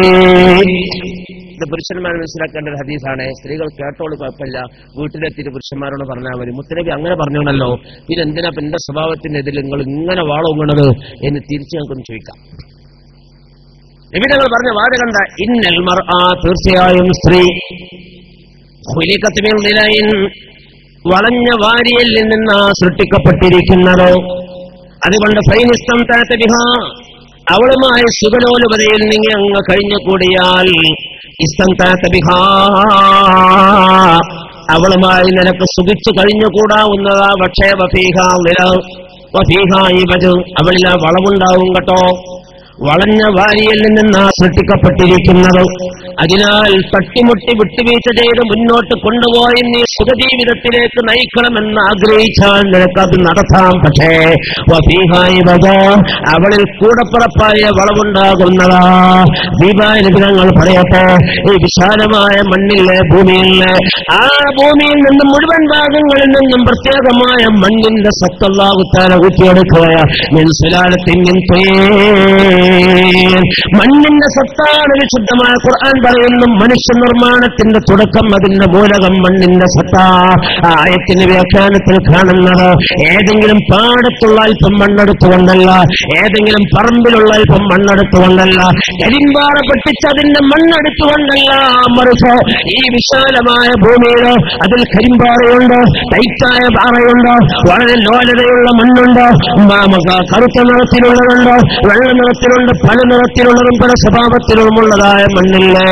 ആ മണ്ണെല്ലാം ഒരുമിച്ചുകൂടെ അതിന് പ്രത്യേകമായൊരു സത്ത് ഊറ്റിയെടുത്തത് കൊണ്ടാണ് ആദം അലൈഹിസ്സലാം സൃഷ്ടിക്കപ്പെട്ടിരിക്കുന്നത്. ആദം അലൈഹിസ്സലാം സ്വർഗത്തിലുമാകത്ത് ഉറങ്ങിക്കൊണ്ടിരിക്കുമ്പോ അദ്ദേഹത്തിന്റെ വേദനയില്ലാതെ അദ്ദേഹത്തിന്റെ ഇടത് ഭാഗത്ത് മുകളിലെ ഏറ്റവും വളഞ്ഞൊരു വാരിയിൽ അല്ലാഹു തആല പൊട്ടിച്ചെടുക്കുകയാ. ആ വാരിയിൽ അസുൽ മൂലകമാക്കി വെച്ച അതിൽ നിന്നാണ് ബീവി ഹവ്വ അങ്ങനെ പടക്കുന്നത്. സഹോദരന്മാരെ ശ്രദ്ധിച്ചോ, ഈ വാരിയിൽ നിന്ന് ഹവ്വാബിയെ സൃഷ്ടിക്കുന്നത് എന്തേ മുഅ്മിനീങ്ങളെ? ഈ ഭൂമിയിൽ മണ്ണ് തീർന്നോ? ഇല്ലല്ലോ. അല്പം വേറെ അല്പം മണ്ണെടുത്തിട്ടങ്ങ് പടച്ചാൽ പോരായിരുന്നോ? അങ്ങനെ സൃഷ്ടിക്കപ്പെട്ടാൽ സ്ത്രീയും പുരുഷനും തമ്മിൽ ഒരു ഇണക്കം വരികയില്ലായിരുന്നു എന്ന അവർ രണ്ടും രണ്ട് ധ്രുവങ്ങളിലൂടെ ജീവിക്കുമായിരുന്നു. അവർക്കിടയിൽ ഒരു വൈകാരികമായ ചിന്ത ഉണ്ടാകുമായിരുന്നില്ല. മറിച്ച് സ്ത്രീകൾ എന്നത് പുരുഷന്മാരുടെ ഭാഗങ്ങളാണ്, അവരുടെ കഷ്ടങ്ങളാണ്, അവരുടെ കൂടപ്പിറപ്പുകളാണ് എന്ന രൂപത്തിൽ അങ്ങോട്ടൊരു മയനാനുള്ള പ്രത്യേകമായ ഒരു താല്പര്യം, അവിടെ നിന്ന് ഇങ്ങോട്ട് എന്റെ ഒരു അസൽ ഭാഗമാണല്ലോ ഇവനോ, എന്റെ ഒരു കഷ്ടമാണല്ലോ ഇവളോ എന്ന മേൽ അങ്ങോട്ടും ഇങ്ങോട്ടുമുള്ള ഒരു ബന്ധം നിലനിൽക്കണമെങ്കിൽ ഇവന്റെ ഒരു കഷ്ണം എടുത്തുകൊണ്ട് തന്നെ പടക്കപ്പെടേണ്ടതുണ്ട്. അതുകൊണ്ടാണ് ആദം എന്ന പുരുഷന്റെ ഒരു കഷ്ണം എടുത്തുകൊണ്ട് പെണ്ണിനെ പടക്കുന്നത്. പക്ഷെ ആ കഷ്ണം ഏത് ഭാഗത്ത് നിന്ന്? തൊടയുടെ ലെവലുള്ള നേരായ ഒരു എല്ലുകൊണ്ടാണോ? അല്ല, വളഞ്ഞ വാരിയ എല്ലുകൊണ്ടാ പടക്കുന്നത്. അതുകൊണ്ട് ആ വളവൻ സ്വഭാവം അവിടെ കൂടപ്പറപ്പായി ഉണ്ടാകും കേട്ടോ. ഞങ്ങളുടെ വാക്കാണിത്, ഞാൻ പറയുകയല്ല. പൊന്നു സഹോദരിമാരെ, നിങ്ങളെ കുറ്റം പറയുകയല്ല, നിങ്ങൾക്ക് പ്രകൃതിപരമായി അല്ലാഹു തആല നൽകിയിട്ടുള്ള സ്വഭാവം പറയുകയാണ്, പുരുഷന്മാർക്ക് പറഞ്ഞു കൊടുക്കുകയാണ്. വസ്തുത എന്താണെന്ന് മനസ്സിലാക്കട്ടെ, അതനുസരിച്ച് അവർ നീങ്ങട്ടെ. ഹബീബായ നബിതങ്ങൾ പറയുകയാ, ഇന്നൽ മർഅ, സ്ത്രീ എന്ന വിഭാഗം കൊലിക്കത്തിനുള്ളിലായി വളഞ്ഞ വാരിയിൽ നിന്നാ സൃഷ്ടിക്കപ്പെട്ടിരിക്കുന്നത്. അതുകൊണ്ട് അവളുമായി സുഖലോലുപതയിൽ കഴിഞ്ഞുകൂടിയ വിട്ടുവീഴ്ച വേണമെന്നതിന്. എന്നാൽ നിനക്കങ്ങനെ നീങ്ങാൻ പറ്റിയത്. പക്ഷെ അവളുടെ കൂടപ്പുറപ്പായി വളവുണ്ടാകുന്നതാ. അവളെ നിവർത്താൻ നീ പോയാൽ, അവളുടെ ദുസ്വഭാവം കാണുമ്പോ, അവളുടെ പെരുമാറ്റത്തിൽ മോശം കാണുമ്പോ, എന്താ അവളങ്ങനെ ഞാൻ അവളെ ശരിപ്പെടുത്തിയിട്ട് അടങ്ങോ, എന്താ പറഞ്ഞാൽ അനുസരിക്കാത്തത്, എന്താ ഇതുപോലുള്ള ദുസ്വഭാവങ്ങള് ഞാനത് നേരാക്കിയിട്ട് അടങ്ങൂ എന്ന രൂപത്തില് നീ അവളെ ശരിപ്പെടുത്താൻ നീങ്ങിയാൽ കസർത്തഹ, നീ അവളെ പൊട്ടിക്കേണ്ടി വരും കേട്ടോ. അവളെ പൊട്ടിക്കുക എന്ന് പറഞ്ഞാൽ അവളെ വിവാഹമോചനം നടത്തലാ. ഇബാദത്തുകളെ പറയുന്നത് കാരണം എന്താ? അസിലിൽ നിവർന്നൊരു സാധനമാണ് വെക്കുക. അസിലിൽ നിവർന്നൊരു സാധന, പക്ഷെ വെയിൽ കൊണ്ടത് വളഞ്ഞു. എന്നാൽ അതിന് മുകളിൽ ഏതെങ്കിലും ഭാരം വെച്ചാൽ അത് നിവർന്ന് കിട്ടിയെന്ന് വരും. എന്നാൽ അസിലിൽ തന്നെ വളഞ്ഞൊരു സാധന, അത് നിവർത്താൻ ഒരുങ്ങിയാൽ അത് പൊട്ടും സ്വാഭാവിക. ഇവൾ വളഞ്ഞ വാരിയല്ല കൊണ്ട് സൃഷ്ടിക്കപ്പെട്ടവളാ. ആ വളവൻ സ്വഭാവം ഇവജ്, മുത്തലിബ് പറഞ്ഞ വാചകം അതേപടി ഞാൻ ആവർത്തിക്കട്ടെ. ഇവജ്, ആ വളവൻ സ്വഭാവം അവളുടെ കൂടപ്പുറപ്പായി ഉണ്ടാകും. അതിനെ ലെവലാക്കാൻ നോക്കിയാൽ, ആ ദുസ്വഭാവം നേരെയാക്കിയിട്ട് ഞാൻ അടങ്ങൂ എന്ന് നീ വാശി പിടിച്ച് നീങ്ങിയാൽ കസർത്തഹ, നീ അവളെ പൊട്ടിക്കേണ്ടി വരും. വക്കസുറുഹ, അവളെ പൊട്ടിക്കുക എന്ന് പറഞ്ഞാൽ തലാഖുഹ, അവളെ വിവാഹമോചനം നടത്തലാണെന്ന് ഖാല റസൂലുള്ളാഹി. അവ എന്താ ഉസ്താദേ ചെയ്യാ? എന്തെങ്കിലുമൊക്കെ ദുസ്വഭാവം ഉണ്ടാവും ഉറപ്പ, എന്തെങ്കിലുമൊക്കെ അനുസരണക്കേടുണ്ടാകും ഉറപ്പ്. അങ്ങനെ ഉണ്ടായാൽ അതിന്റെ പേരിൽ കൊട്ടും കോലേക്ക് കഴിഞ്ഞു കൂടുന്നത് ബുദ്ധിയല്ല, വിവരക്കേടാണത്. കാരണം നമ്മുടെ നേതാവ് നബിതങ്ങൾ നമുക്ക് പറഞ്ഞത് അതുണ്ടാവും മോനെ. അപ്പൊ അതുണ്ടായാലോ, കണ്ടില്ല നയം നടിച്ച് ഒരു ചെവി കൂടെ കേട്ട് മറ്റേ ചെവി കൂടെ വിടാന്ന് പഴമക്കാര് പറയാറില്ലേ? ആ രൂപത്തിൽ വിട്ടുവീഴ്ച ചെയ്യാൻ നീ തയ്യാറാണോ? എന്നാൽ നിനക്ക് സുഖകരമായ ദാമ്പത്യ ജീവിതം നയിക്കാൻ കഴിയും. അല്ലേ? എന്നും കലഹങ്ങളും കുഴപ്പങ്ങളും പ്രശ്നങ്ങളും തന്നെയായിരിക്കും ആ വീടിന്റെ അകത്തളമെന്ന് ബഹുമാനപ്പെട്ട മുഹമ്മദ് മുസ്തഫ. ബഹുമാനപ്പെട്ട സൈനുദ്ദീൻ മക്തും തങ്ങൾ തന്റെ ഫത്വൽ മുഈൻ എന്ന കിതാബിൽ ഒരു കാര്യം പറയുന്നുണ്ട്. അദ്ദേഹത്തോട് ചോദ്യം ചോദിക്കുകയാണ്, ഒരു ഫത്വ തേടുകയാണ്. ഒരു സ്ത്രീയുടെ ഭാര്യയുടെ ദുസ്വഭാവം കാരണത്താൽ അവളെ വിവാഹമോചനം ചെയ്യാൻ പറ്റുമോ? ഭാര്യയുടെ ദുസ്വഭാവം കാരണത്താൽ അവളെ ത്വലാഖ് ചെല്ലാൻ പാടുണ്ടോ? ബഹുമാനപ്പെട്ട സൈനുദ്ദീൻ മക്തും തങ്ങൾ തന്റെ ഫത്വൽ മുഈൻ എന്ന കിതാബിൽ പറയുന്നത്, പൊന്നുമോനെ, ദുസ്വഭാവം കാരണത്താൽ അവളെ ഒക്കെ ത്വലാഖ് ചെല്ലാൻ നീ ഒരുങ്ങുകയാണ് എങ്കിൽ പിന്നെ നിന്റെ ജീവിതത്തിൽ പിന്നെ ഒരു വൈവാഹിക ജീവിതം എന്ന ഒന്ന് എവിടെ നിന്നുണ്ടാകാനാ? കാരണം ഒന്നിനെ ഒഴിവാക്കിയാൽ പിന്നെ കിട്ടുന്നതും ആചാര്യനല്ലേ.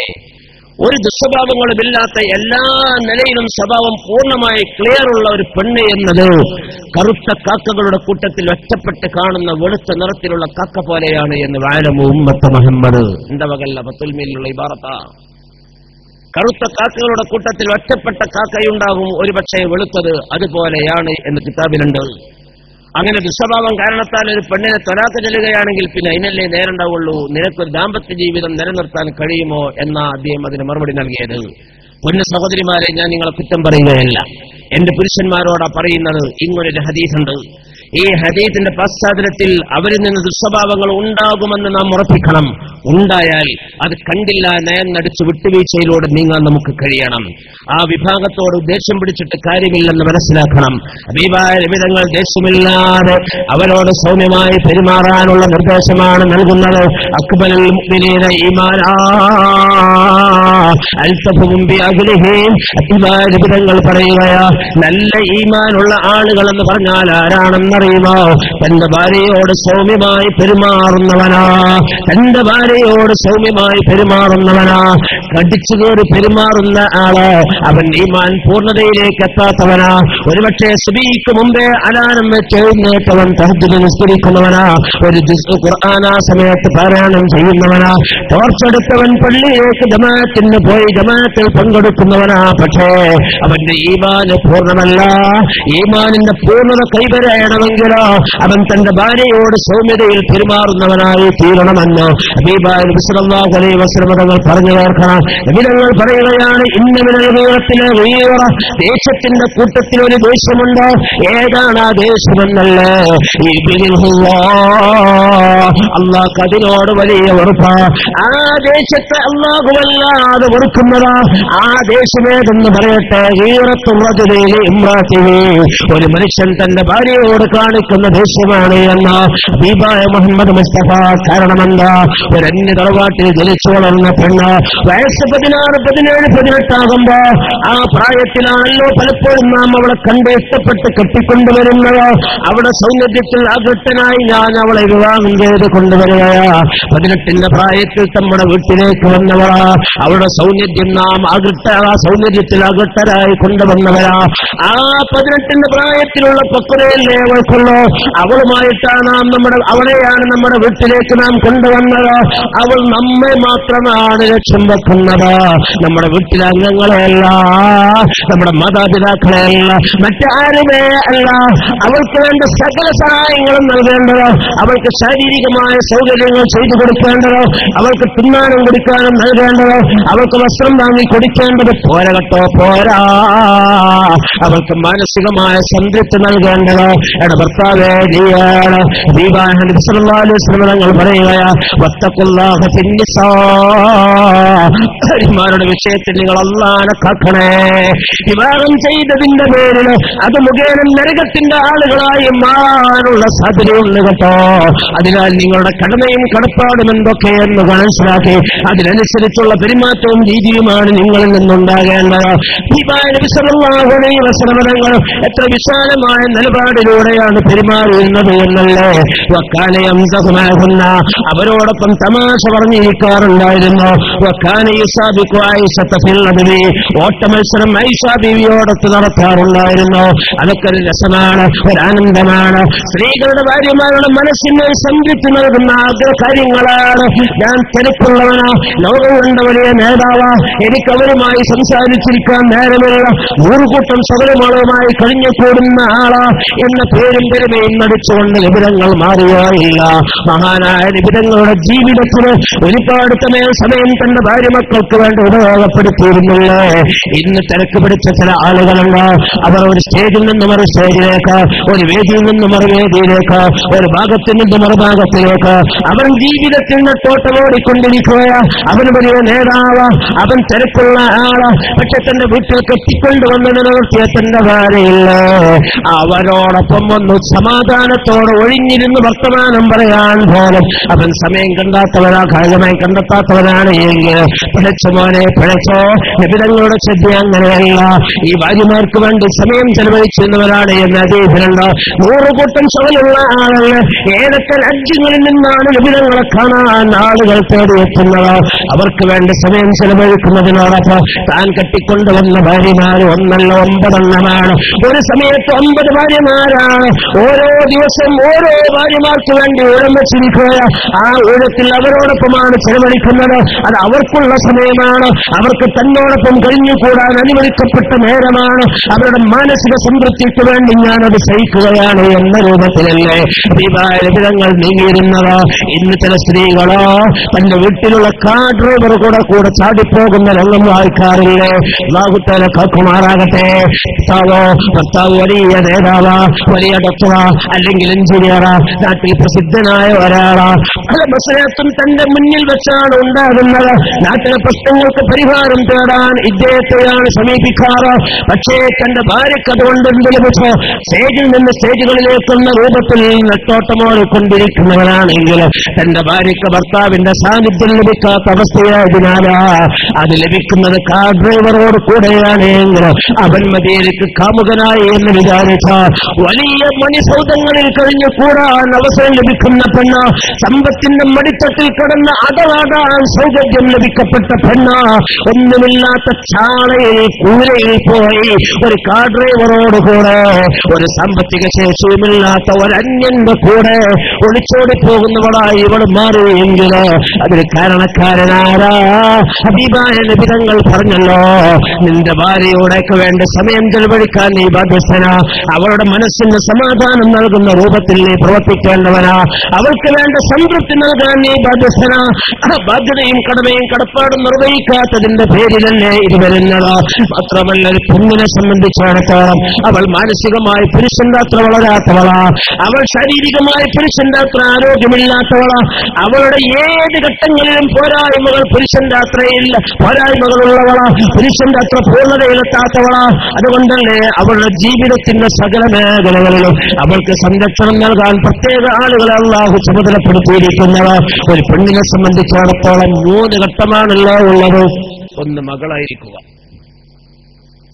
2 ഭാര്യയായിരിക്കുക, 3 ഉമ്മയായിരിക്കുക. ഒരാണിനെ പറ്റിയും അങ്ങനെ തന്നെ, 1 മകനായിരിക്കുക, 2 ഭർത്താവായിരിക്കുക, 3 ഉപ്പയായിരിക്കുക. പക്ഷേ ഈ സ്ത്രീയുടെ 3 ഘട്ടങ്ങളിലും തന്റെ ജീവിതത്തെ 3 ഭാഗമാക്കി ഭാഗിക്കാൻ കഴിയുമെങ്കിൽ ഈ 3 ഭാഗങ്ങളിലും അവളെ സംരക്ഷിക്കാൻ പ്രത്യേക ആളുകളെ ചുമതലപ്പെടുത്തിയിരിക്കുന്നു. ആ ആളുകളുടെ ബാധ്യത, ഇവൾക്ക് വേണ്ടി ചെയ്യേണ്ട കടമകൾ എന്തൊക്കെയെന്നൊക്കെ വിശദീകരിച്ചാൽ പടച്ചോനെ പെണ്ണായി ജനിച്ചാൽ മതിയായിരുന്നേ എന്ന് ചിന്തിച്ചു. ഒരു സ്ത്രീക്ക് അതിനു മാത്രമുള്ള സൗകര്യങ്ങളാണ് ശരീഅത്തുൽ ഇസ്ലാം നൽകുന്നത്. പക്ഷേ ഈ ഏൽപ്പിക്കപ്പെട്ട ബാധ്യതക്കാരൻ തന്റെ ബാധ്യത നിറവേറ്റാത്തതിന്റെ പേരിൽ ചില സ്ത്രീകൾ പീഡിപ്പിക്കപ്പെടുന്നു എങ്കിൽ അതിന് ഇസ്ലാം എന്ത് പിഴച്ചു? ഒരു പെണ്ണ്, ഒരു സ്ത്രീ അവൾ മകളായിരിക്കുക, ആ ഘട്ടത്തിൽ അവൾക്ക് വേണ്ട സകല സൗകര്യങ്ങളും ഒരുക്കി കൊടുക്കേണ്ടത് തന്റെ രക്ഷിതാവാണ്. അവൾ സ്വന്തമായി ജോലി ചെയ്യാൻ ശേഷിയുള്ളവളാണ്, പക്ഷേ ജോലിക്ക് പോകൽ നിർബന്ധം ഇല്ല. അവൾക്ക് വേണ്ട വസ്ത്രമോ, അവൾക്ക് വേണ്ട പാർപ്പിടവും, അവൾക്ക് വേണ്ട ചികിത്സയും തുടങ്ങി എന്തൊക്കെയുണ്ടോ മുഴുവനും നടപ്പിലാക്കേണ്ടത്, അവൾക്ക് ചെയ്തു കൊടുക്കേണ്ടത് തന്റെ രക്ഷിതാവാണ്. രക്ഷിതാവ് അത് മാത്രമാണോ രക്ഷിതാവിന്റെ ബാധ്യത? അല്ല, മറിച്ച് വിവാഹപ്രായമായാൽ അവളെ ഒരുത്തനോടൊപ്പം വിവാഹം ചെയ്ത് അയക്കേണ്ട നിർബന്ധ ബാധ്യതയും. അവൾ കാശുണ്ടാക്കാൻ പഠിച്ചവളാ, അവൾ കാശുണ്ടാക്കി സ്വർണ്ണാഭരണങ്ങൾ സ്വന്തമായി തയ്യാറാക്കി ഒരു വൈവാഹിക ജീവിതത്തിന് വേണ്ടി അവൾ തന്നെ വഴി കണ്ടെത്തട്ടെ എന്ന് വെക്കാൻ ഒരു രക്ഷിതാവിന് പാടുണ്ടോ? ഇല്ല, ഹറാം. ഞാനാണ് അവൾക്കൊരു വരനെ കണ്ടെത്തി കൊടുക്കേണ്ടത് എന്ന ബാധ്യതയാണ് ഓരോ രക്ഷിതാവിന്റെ മേലും അള്ളാഹു ചുമതലപ്പെടുത്തിയിട്ടുള്ളത്. പിന്തുടർത്താൻ മതി, ഇങ്ങനെ ജീവിച്ചെടുത്താൽ മതി. സകല ബാധ്യതകളും സകല ചെലവുകളും നടത്തേണ്ടത് തന്റെ രക്ഷിതാവ്. അത് കഴിഞ്ഞ് വിവാഹം കഴിക്കണം. കബിൽതു മിൻക നിക്കാഹ എന്ന് പറയാൻ നല്ല സുഖ, പക്ഷെ ആ വാക്ക് പറയലോട് കൂടെയുള്ള ഏറ്റെടുത്ത ബാധ്യതകൾ എന്തൊക്കെ പറയും. ഇനി ഞാനൊരു തടി മാത്രമല്ല, കബിൽതു മിൻക നിക്കാഹ വതസ്വീജഹ ബിഹാദൽ മഹ്രിൽ മദ്കൂരി വറദീതു ബിഹി, ഇതാ ഈ പറയപ്പെട്ട മഹ്റിന് ഞാൻ അവളുടെ നിക്കാഹ് താങ്കളിൽ നിന്ന് സ്വീകരിച്ചു, പൊരുത്തപ്പെട്ടു, ഇഷ്ടപ്പെട്ടു എന്ന വാക്ക് പറയലോടെ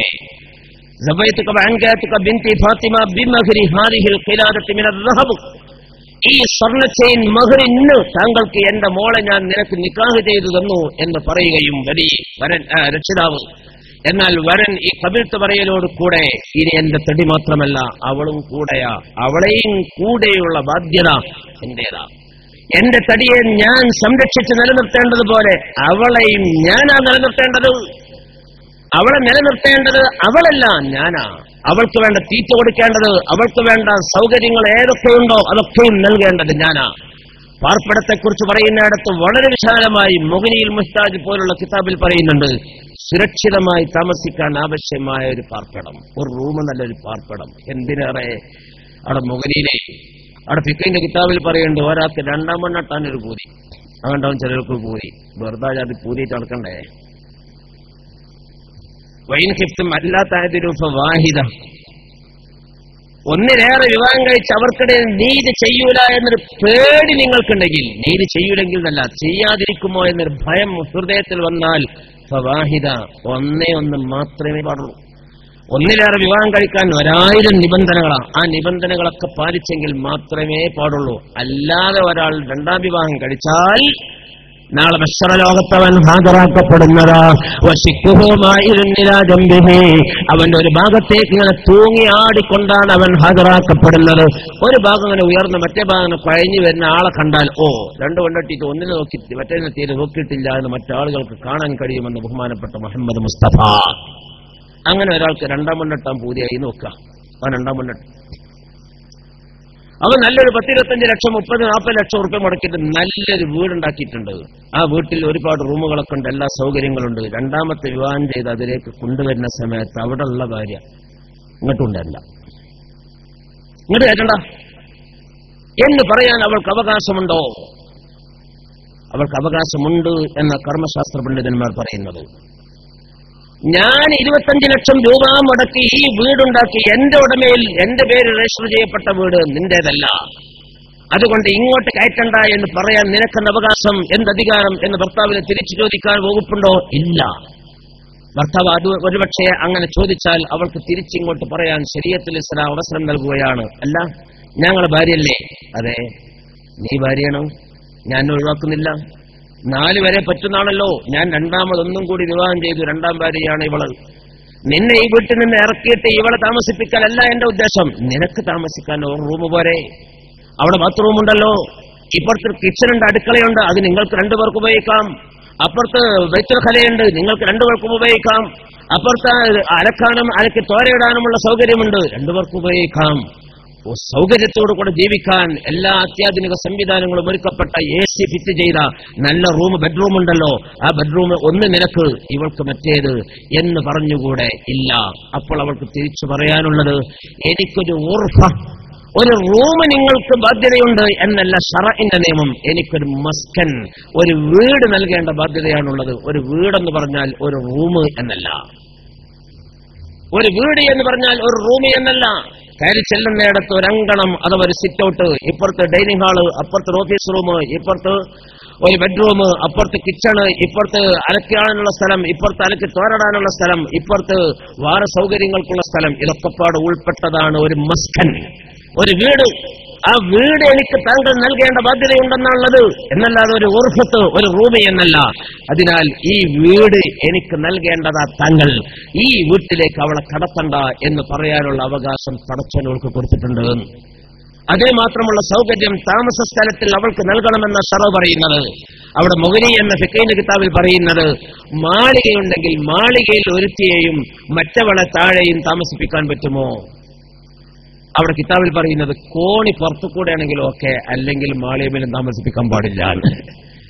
കോണി പുറത്തുകൂടെ ആണെങ്കിൽ ഓക്കെ. കാരണം കോണി ഉള്ളിൽ കൂടെ ആണെങ്കിൽ മുകളിൽ താമസിക്കുന്നവൾ പലപ്പോഴും താഴ്ഭാഗത്ത് ഈ കോണി കൂടെ ഉണ്ടാകും.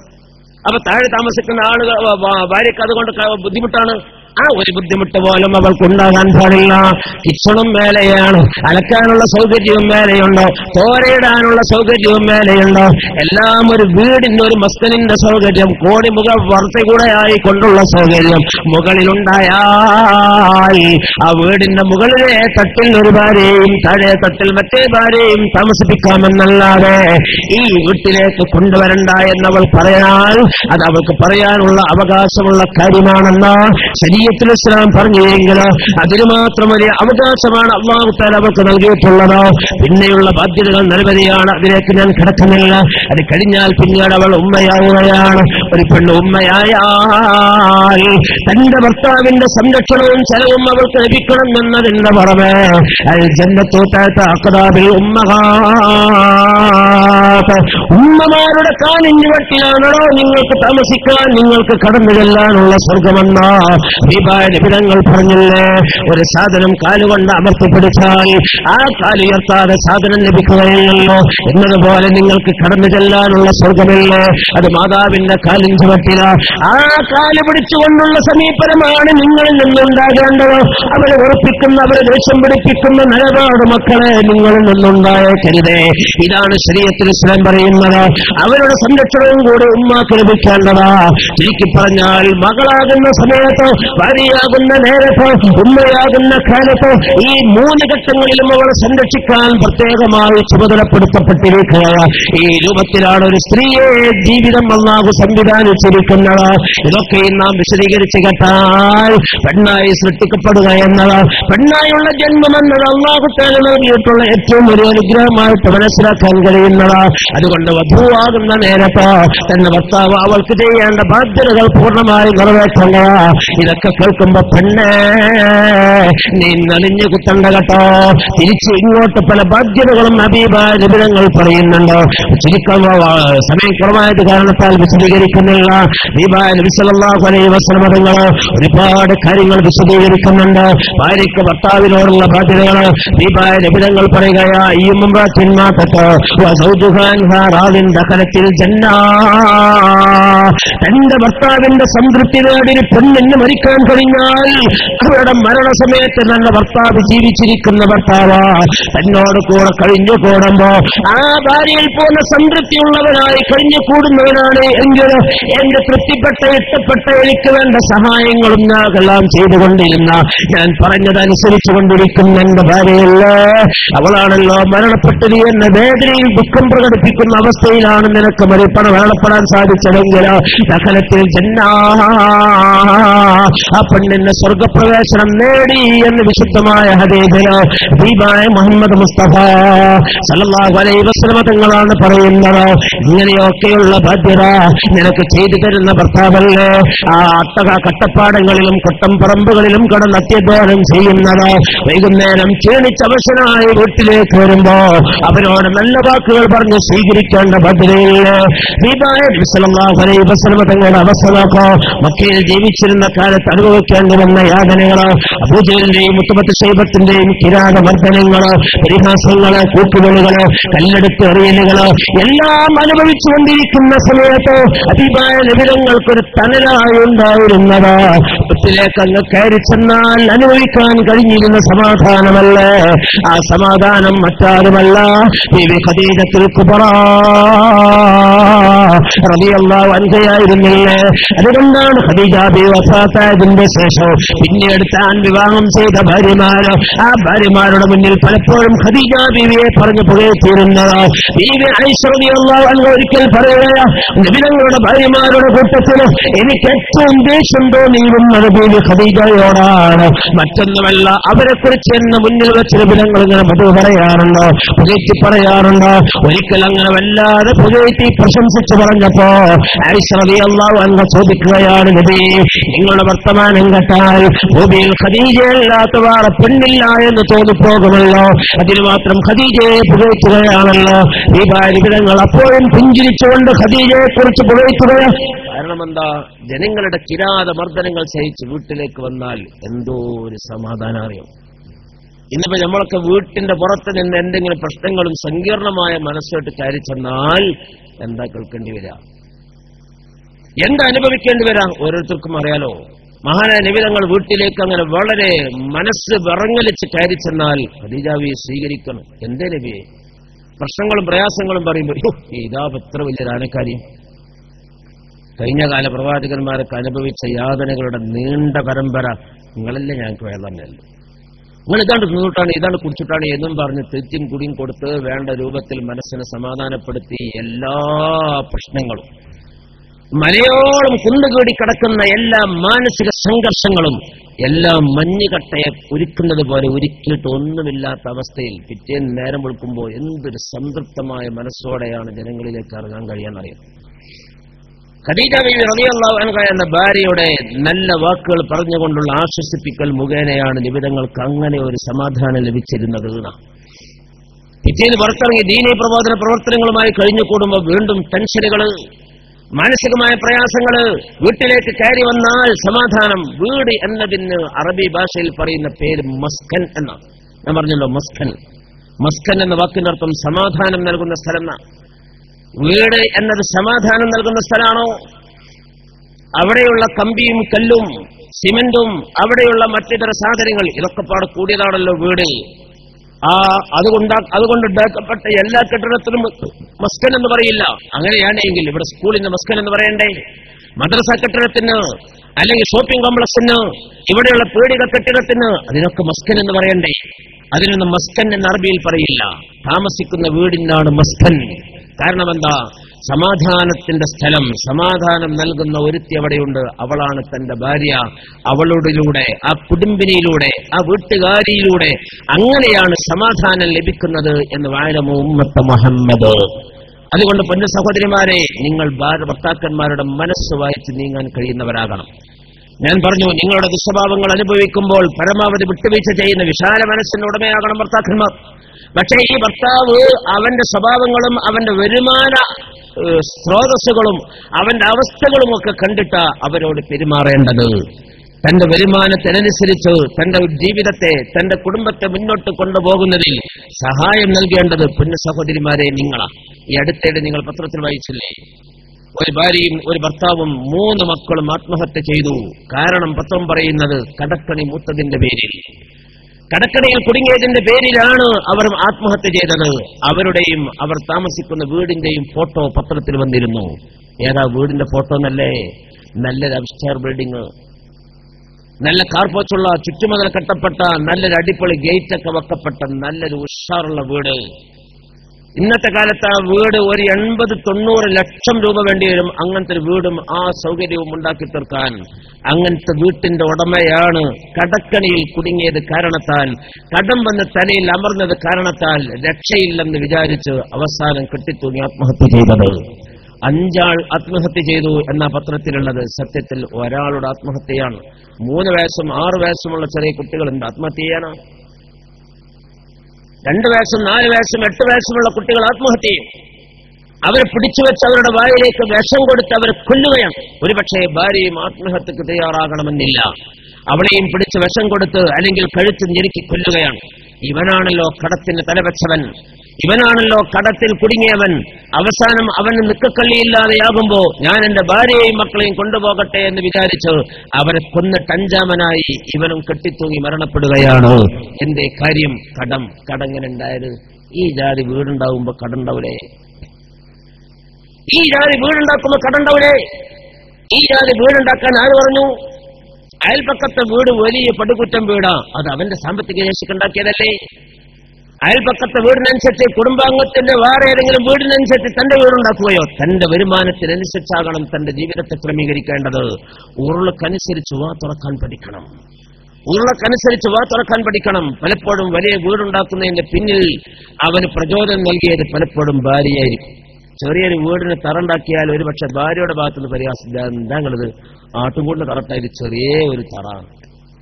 എന്നോട് ചെറുപ്പക്കാരൻ പറഞ്ഞിട്ടുണ്ട്, പൊന്നാലുസ്താദെ പരിഹാസം പുറമക്കുന്നല്ല, കാര്യമായിട്ട് പെണ്ണുങ്ങളെ ഭാഗത്തുന്ന നിങ്ങളൊരു വീടിന് തറട്ടതാ, ഒരു ആട്ടും കൊണ്ട് തറട്ട മാതിരി ചെറിയൊരു തറ. എന്റെ ആങ്ങളുടെ വീട് കണ്ടോക്കിനോ, എന്റെ എളാപ്പാന്റെ വീട്ടിൽ നിന്ന് പോയി നോക്കിനോ, എന്റെ അമ്മ ഒരു വീടിന് തറട്ടണ് എയറോപ്ലെയിന്റെ മാതിരി, എയർപോർട്ട് മാതിരി വലിയ ഒരു വീടിന്റെ തറയാണ് എന്നൊക്കെ പറഞ്ഞിട്ട് പരിഹസിക്കുന്ന അവസ്ഥ.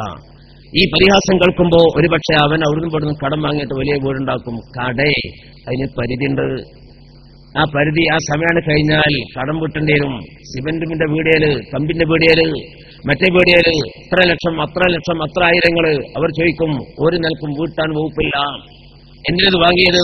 ഇത് അങ്ങനെ പൊങ്ങച്ചെന്നടിച്ചിട്ട് ദുരഭിമാനത്തിന് വേണ്ടി വലിയൊരു വീടുണ്ടാക്കി, കാർപ്പോച്ചുണ്ടാക്കി, നല്ല മതിൽ കെട്ടി, ഇന്ന സൗകര്യങ്ങളൊക്കെ ഉണ്ടാക്കി, അവസാനം കടം വീട്ടാൻ കഴിയാതെ ആത്മഹത്യ. എന്തുകൊണ്ട്? പലപ്പോഴും ദുരഭിമാനം നമ്മുടെ മനസ്സിൽ വരുന്നത് കൊണ്ട്. ഇവിടെയാണ് എന്റെ പൊന്ന സഹോദരിമാരെ നിങ്ങളുടെ വിവേകത്തോടെയുള്ള തന്റേടത്തോടെയുള്ള സമീപനം ഉണ്ടാകേണ്ടത്.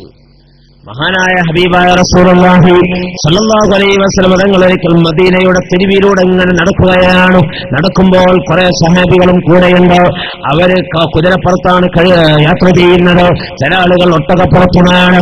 സഹാബാക്കിറാമിനോട് കൂടെ നബി തങ്ങൾ ഈ ഒട്ടകപ്പുറത്ത് ഇങ്ങനെ യാത്ര ചെയ്യുമ്പോ മുന്നിൽ ഒരു സ്ത്രീ ഇങ്ങനെ നടക്കുന്നുണ്ട്. അവിടെ തലയിലൊരു കൊട്ടയുണ്ട്.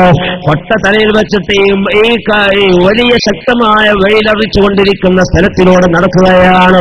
ഏതാണ് ആ സ്ത്രീ എന്നറിഞ്ഞുകൂടാ. ഹബീബായ നബി തങ്ങൾ നടന്ന് ആ സ്ത്രീയോട് അടുത്തെത്തിയപ്പോൾ കണ്ടപ്പോൾ മനസ്സിലാക്കാൻ കഴിഞ്ഞു, ഇത് മറ്റാരുമല്ല എന്റെ ഭാര്യ ആയിഷയുടെ ജേഷ്ഠത്തി അസ്മാ ബിൻത് അബീ ബക്കർ സിദ്ദീഖ് റളിയല്ലാഹു അൻഹുവിന്റെ മകൾ അസ്മാ ബീവിയാ. ആരാണ് സഹോദരിമാരെ? അസ്മാ ബീവി ആയിഷ റളിയല്ലാഹു അൻഹുവിന്റെ ജേഷ്ഠത്തിയാണ് എന്നതിനപ്പുറം സിദ്ദീഖിന്റെ മകളല്ലേ റളിയല്ലാഹു അൻഹു. സിദ്ദീഖ് റളിയല്ലാഹു അൻഹു മക്കയിലെ വലിയ സമ്പന്നനായിരുന്നില്ലേ.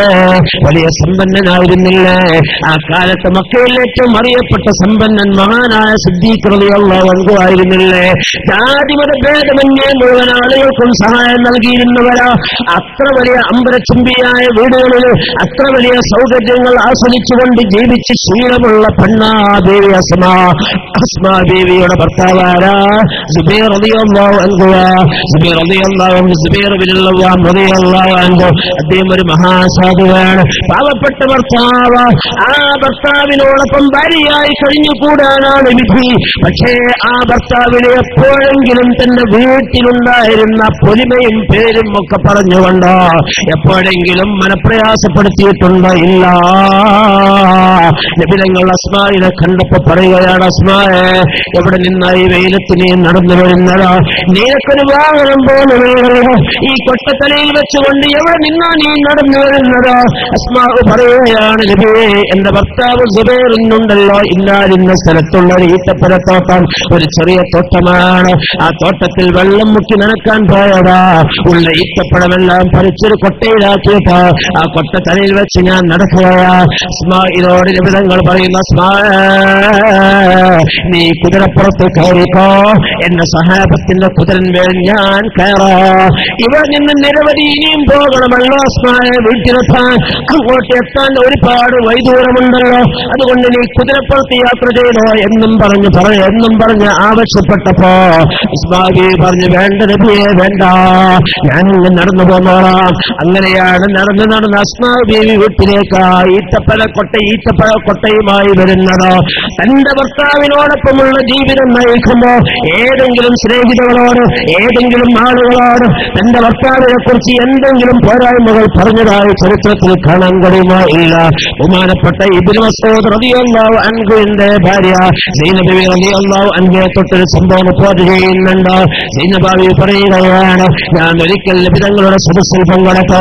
അത് സ്ത്രീകൾക്ക് വേണ്ടി പ്രത്യേകമായ മജ്‌ലിസ് സംഘടിപ്പിച്ചിരുന്നതാ. അവിടെ സ്ത്രീകൾ മാത്രമാണ് ഉണ്ടായിരുന്നത്. ദാനധർമ്മത്തിന്റെ പോരിശയും മഹത്വമാണ് അന്ന് നബി തങ്ങൾ വേദ പറഞ്ഞിരുന്നത്.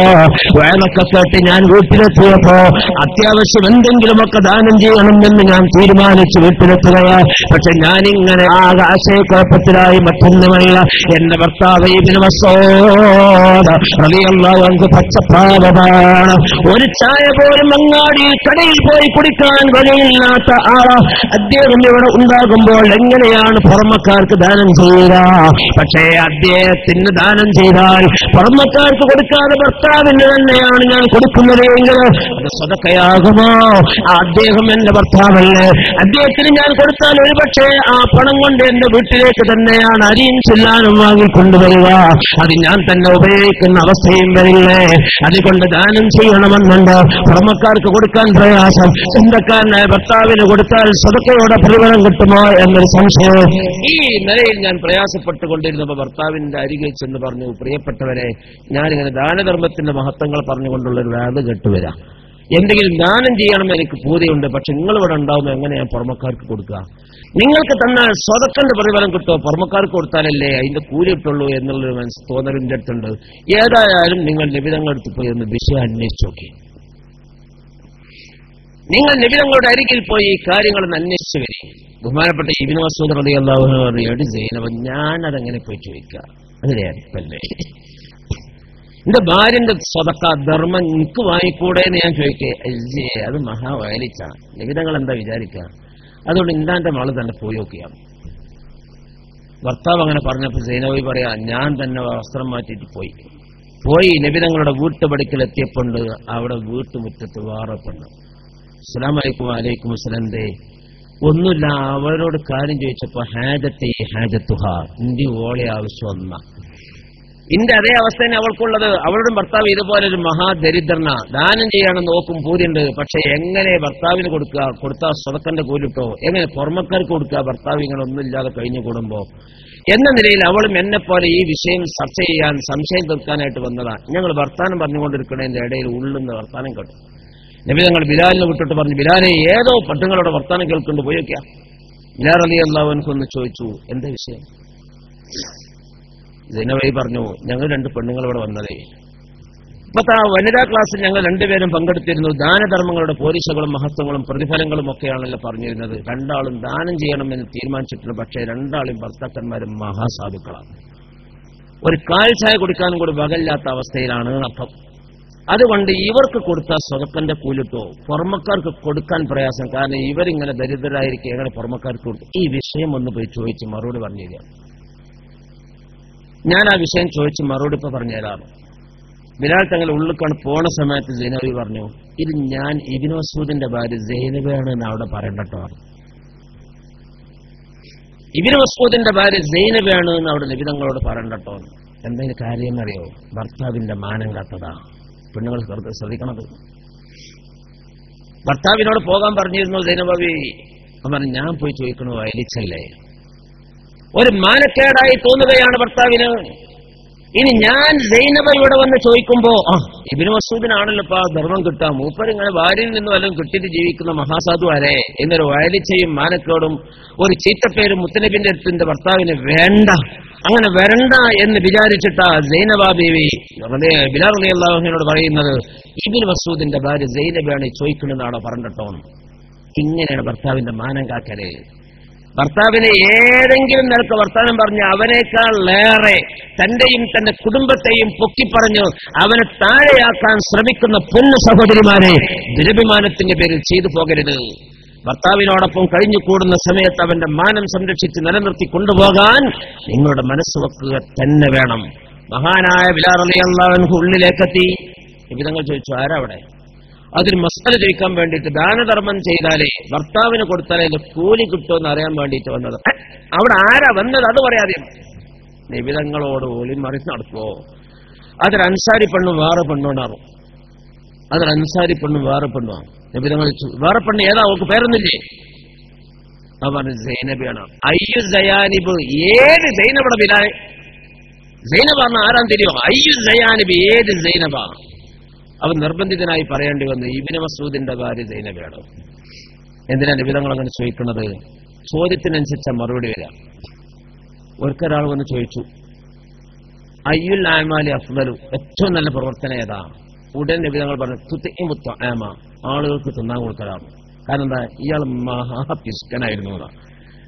അയാളോട് ഇനി നിസ്കാരം പറഞ്ഞാൽ ഉഷാറാക്കേണ്ട ആവശ്യമില്ല. കാരണം കൈച്ചെലവില്ലാത്ത നിസ്കാരം മൂപ്പർ സജീവമായിട്ട് ചെയ്യാറുണ്ട്. 1 റുപ്യക്ക് ചെലവില്ലല്ലോ.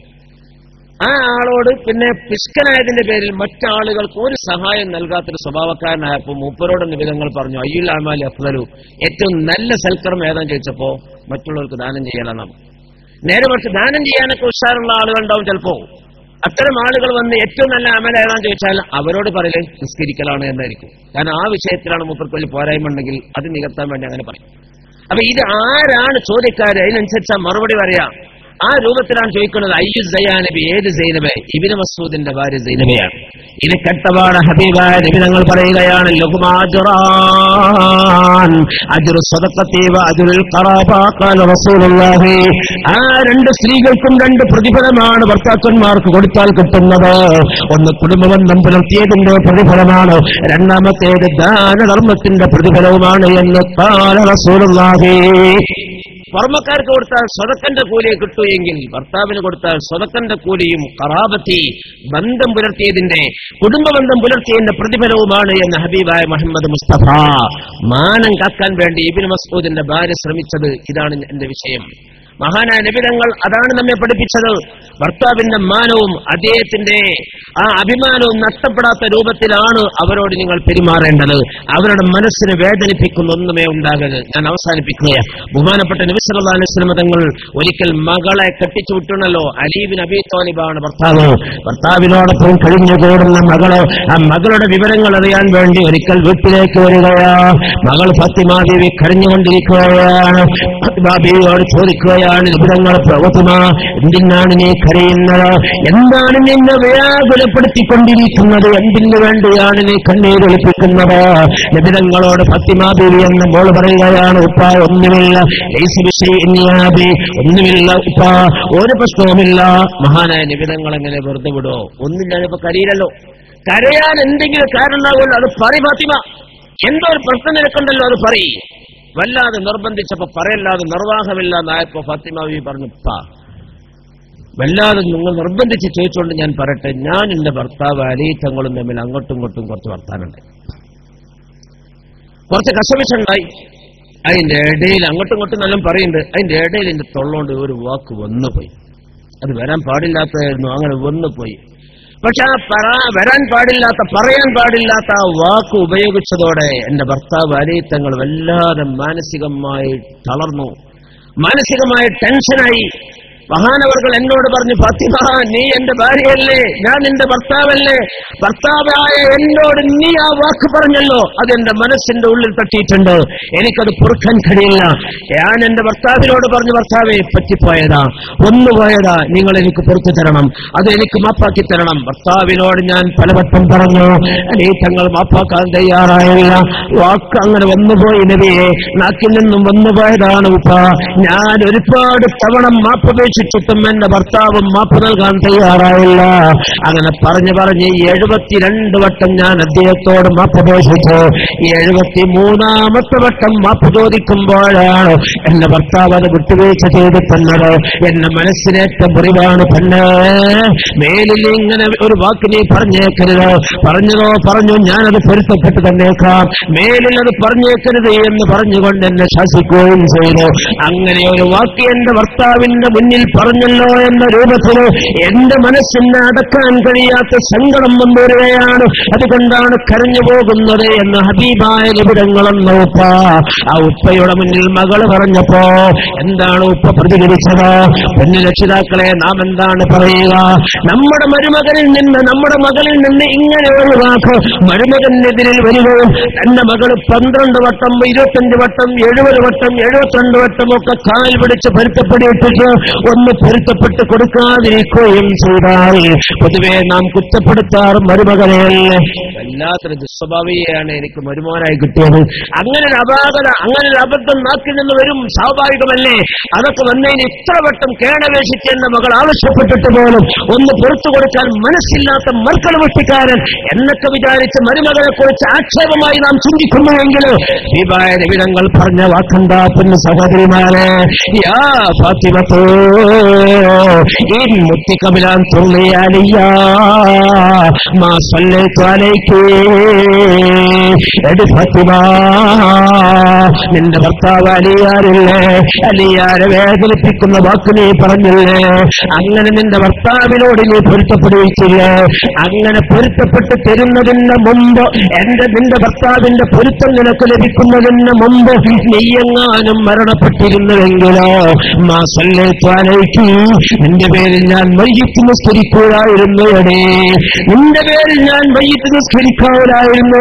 ഭർത്താവിന്റെ മനസ്സിനെ വേദനിപ്പിക്കുന്ന വാക്ക് പറഞ്ഞ് മരണപ്പെട്ട നേർക്ക് ഞാൻ മയ്യിത്ത് നിസ്കരിക്കുകയോ, ഞാൻ മയ്യിത്ത് നിസ്കരിക്കാൻ തയ്യാറാകുമായിരുന്നില്ല. നീ പൊരുത്തപ്പെടിച്ചത് കൊണ്ട് തരക്കേടില്ല എന്നും പറഞ്ഞ തന്റെ മകളെ ശാസിച്ചത് ഹദീസിൽ നമുക്ക് കാണാൻ കഴിയുമെങ്കിൽ എന്റെ പൊന്നു സഹോദരിമാരെ, വേണ്ട, മനസ്സ് വേദനിപ്പിക്കണ്ട, സങ്കടപ്പെടുത്തണ്ട, ബുദ്ധിമുട്ടിലാക്കണ്ട. നിൽക്കണ്ട, പരസ്പരം വിട്ടുവീഴ്ചയിലൂടെ മുന്നേറിക്കോ.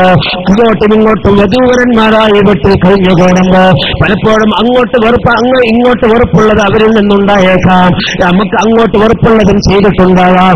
അങ്ങോട്ടും ഇങ്ങോട്ടും പൊരുത്തപ്പെട്ടുകൊണ്ടുള്ള ജീവിതമാണ് ഉണ്ടാകേണ്ടത്. ഞാൻ അവസാനിപ്പിക്കുകയാ. നമുക്ക് ഹജ്ജിന് പോകുമ്പോ ഉംറക്ക് പോകുമ്പോ തന്റെ അയൽപക്കത്ത് കയറി ഇറങ്ങിയിട്ട് തന്റെ കുടുംബാംഗങ്ങളുടെ വീട്ടിൽ പോയി അവരോടൊക്കെ നാം പൊരുത്തപ്പെടിക്കാറില്ലേ? ഒരകത്ത് പോരാ. ഒരു ഭാര്യ ഹജ്ജിന് പോകുമ്പോ തന്റെ ഭർത്താവിനെ ഇരുത്തിയിട്ട് പറയണം, ഭർത്താവേ, ഇത്രയും നീണ്ട കാല ദാമ്പത്യ ജീവിതം നയിച്ചവരല്ലേ നമ്മള്. എന്റെ 17ാമത്തെ വയസ്സിന് എന്റെ 12ാമത്തെ വയസ്സിന് പഴയകാലത്ത് അങ്ങനെയൊക്കെ വിവാഹം ചെയ്തിരുന്നല്ലോ. ആ വയസ്സിലാണ് നിങ്ങളുടെ അരികിൽ ഞാനൊരു ഭാര്യയായി വന്നിരുന്നത്. ഇന്നെനിക്ക് വയസ്സ് 70.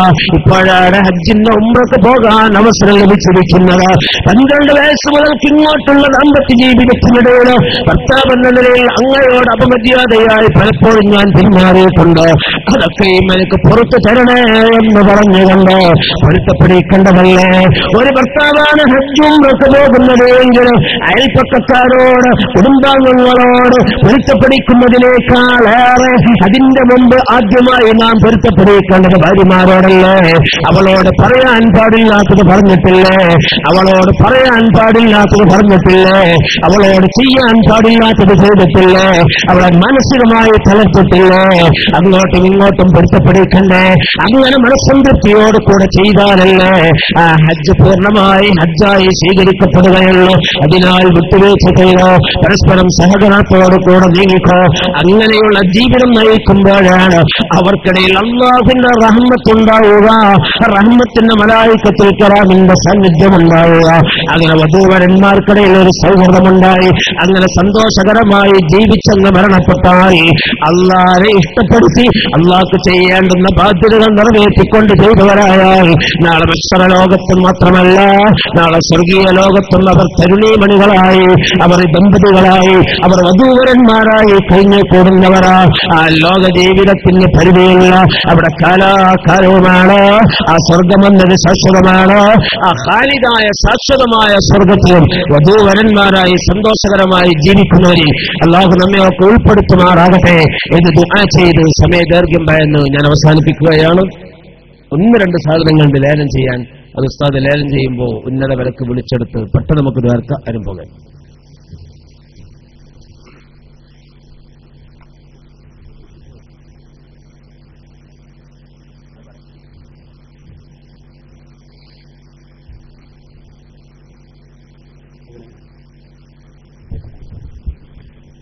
അസ്സലാമു അലൈക്കും. ഉസ്താദിന്റെ പ്രഭാഷണം നിർത്തിയിട്ടുണ്ട്. ദുആ ചെയ്ത് പിരിയാം. അതിന്റെ മുമ്പ് 2 വസ്തുക്കൾ ഇവിടെ സംഭാവന നൽകിയിട്ടുണ്ട്. അല്ലാഹു സുബ്ഹാനഹു വ തആല മഹത്തായ അൽ ഖത്മുൽ ഖുർആൻ മജ്ലിസിനോർ മഹാന്മാരുടെ അനുസ്മരണത്തിലേക്ക് ഈ സദസ്സിലേക്ക് സംഭാവന ചെയ്ത് അല്ലാഹു കബൂൽ ചെയ്യുമാറാവട്ടെ. ഇനി നാളെ നമുക്ക് പ്രഭാഷണമാണ്. മറ്റന്നാണ് ഖത്മുൽ ഖുർആനും മജ്ലിസിനോറും ദുആവുമാണ്. ആ സമയത്ത് അന്നത്തേക്ക് ബന്ധിച്ച വെച്ച വസ്തുക്കളുണ്ടാവും. ഇൻഷാ അല്ലാഹ് പരമാവധി നാളെ തന്നെ കൊണ്ടുവരണം. മറ്റൊരു നമുക്ക് അന്ന് ഉമാരുടെ സയ്യിദവറുകളെ ഇവിടെ നിർത്തിക്കൊണ്ട് കൂടുതൽ നേരം ലേലം ചെയ്യാനൊന്നും സാധിക്കുകയില്ല. നാളെ ബഹുമാനപ്പെട്ട വാണിയന്നൂർ ഉസ്താദ് അത് നല്ല കാശ് തന്നെ വിറ്റ് ചെലവാക്കും ഉണ്ടായാൽ. അതുകൊണ്ട് പരമാവധി ആരെങ്കിലും സംഭാവനകളും മറ്റൊക്കെ ഉണ്ടെങ്കിൽ ലേല വസ്തുക്കളുണ്ടെങ്കിൽ നാളെ തന്നെ കൊണ്ടുവരണമെന്ന് അറിയിക്കുന്നു. ഖത്മുൽ ഖുർആന്റെ അതേ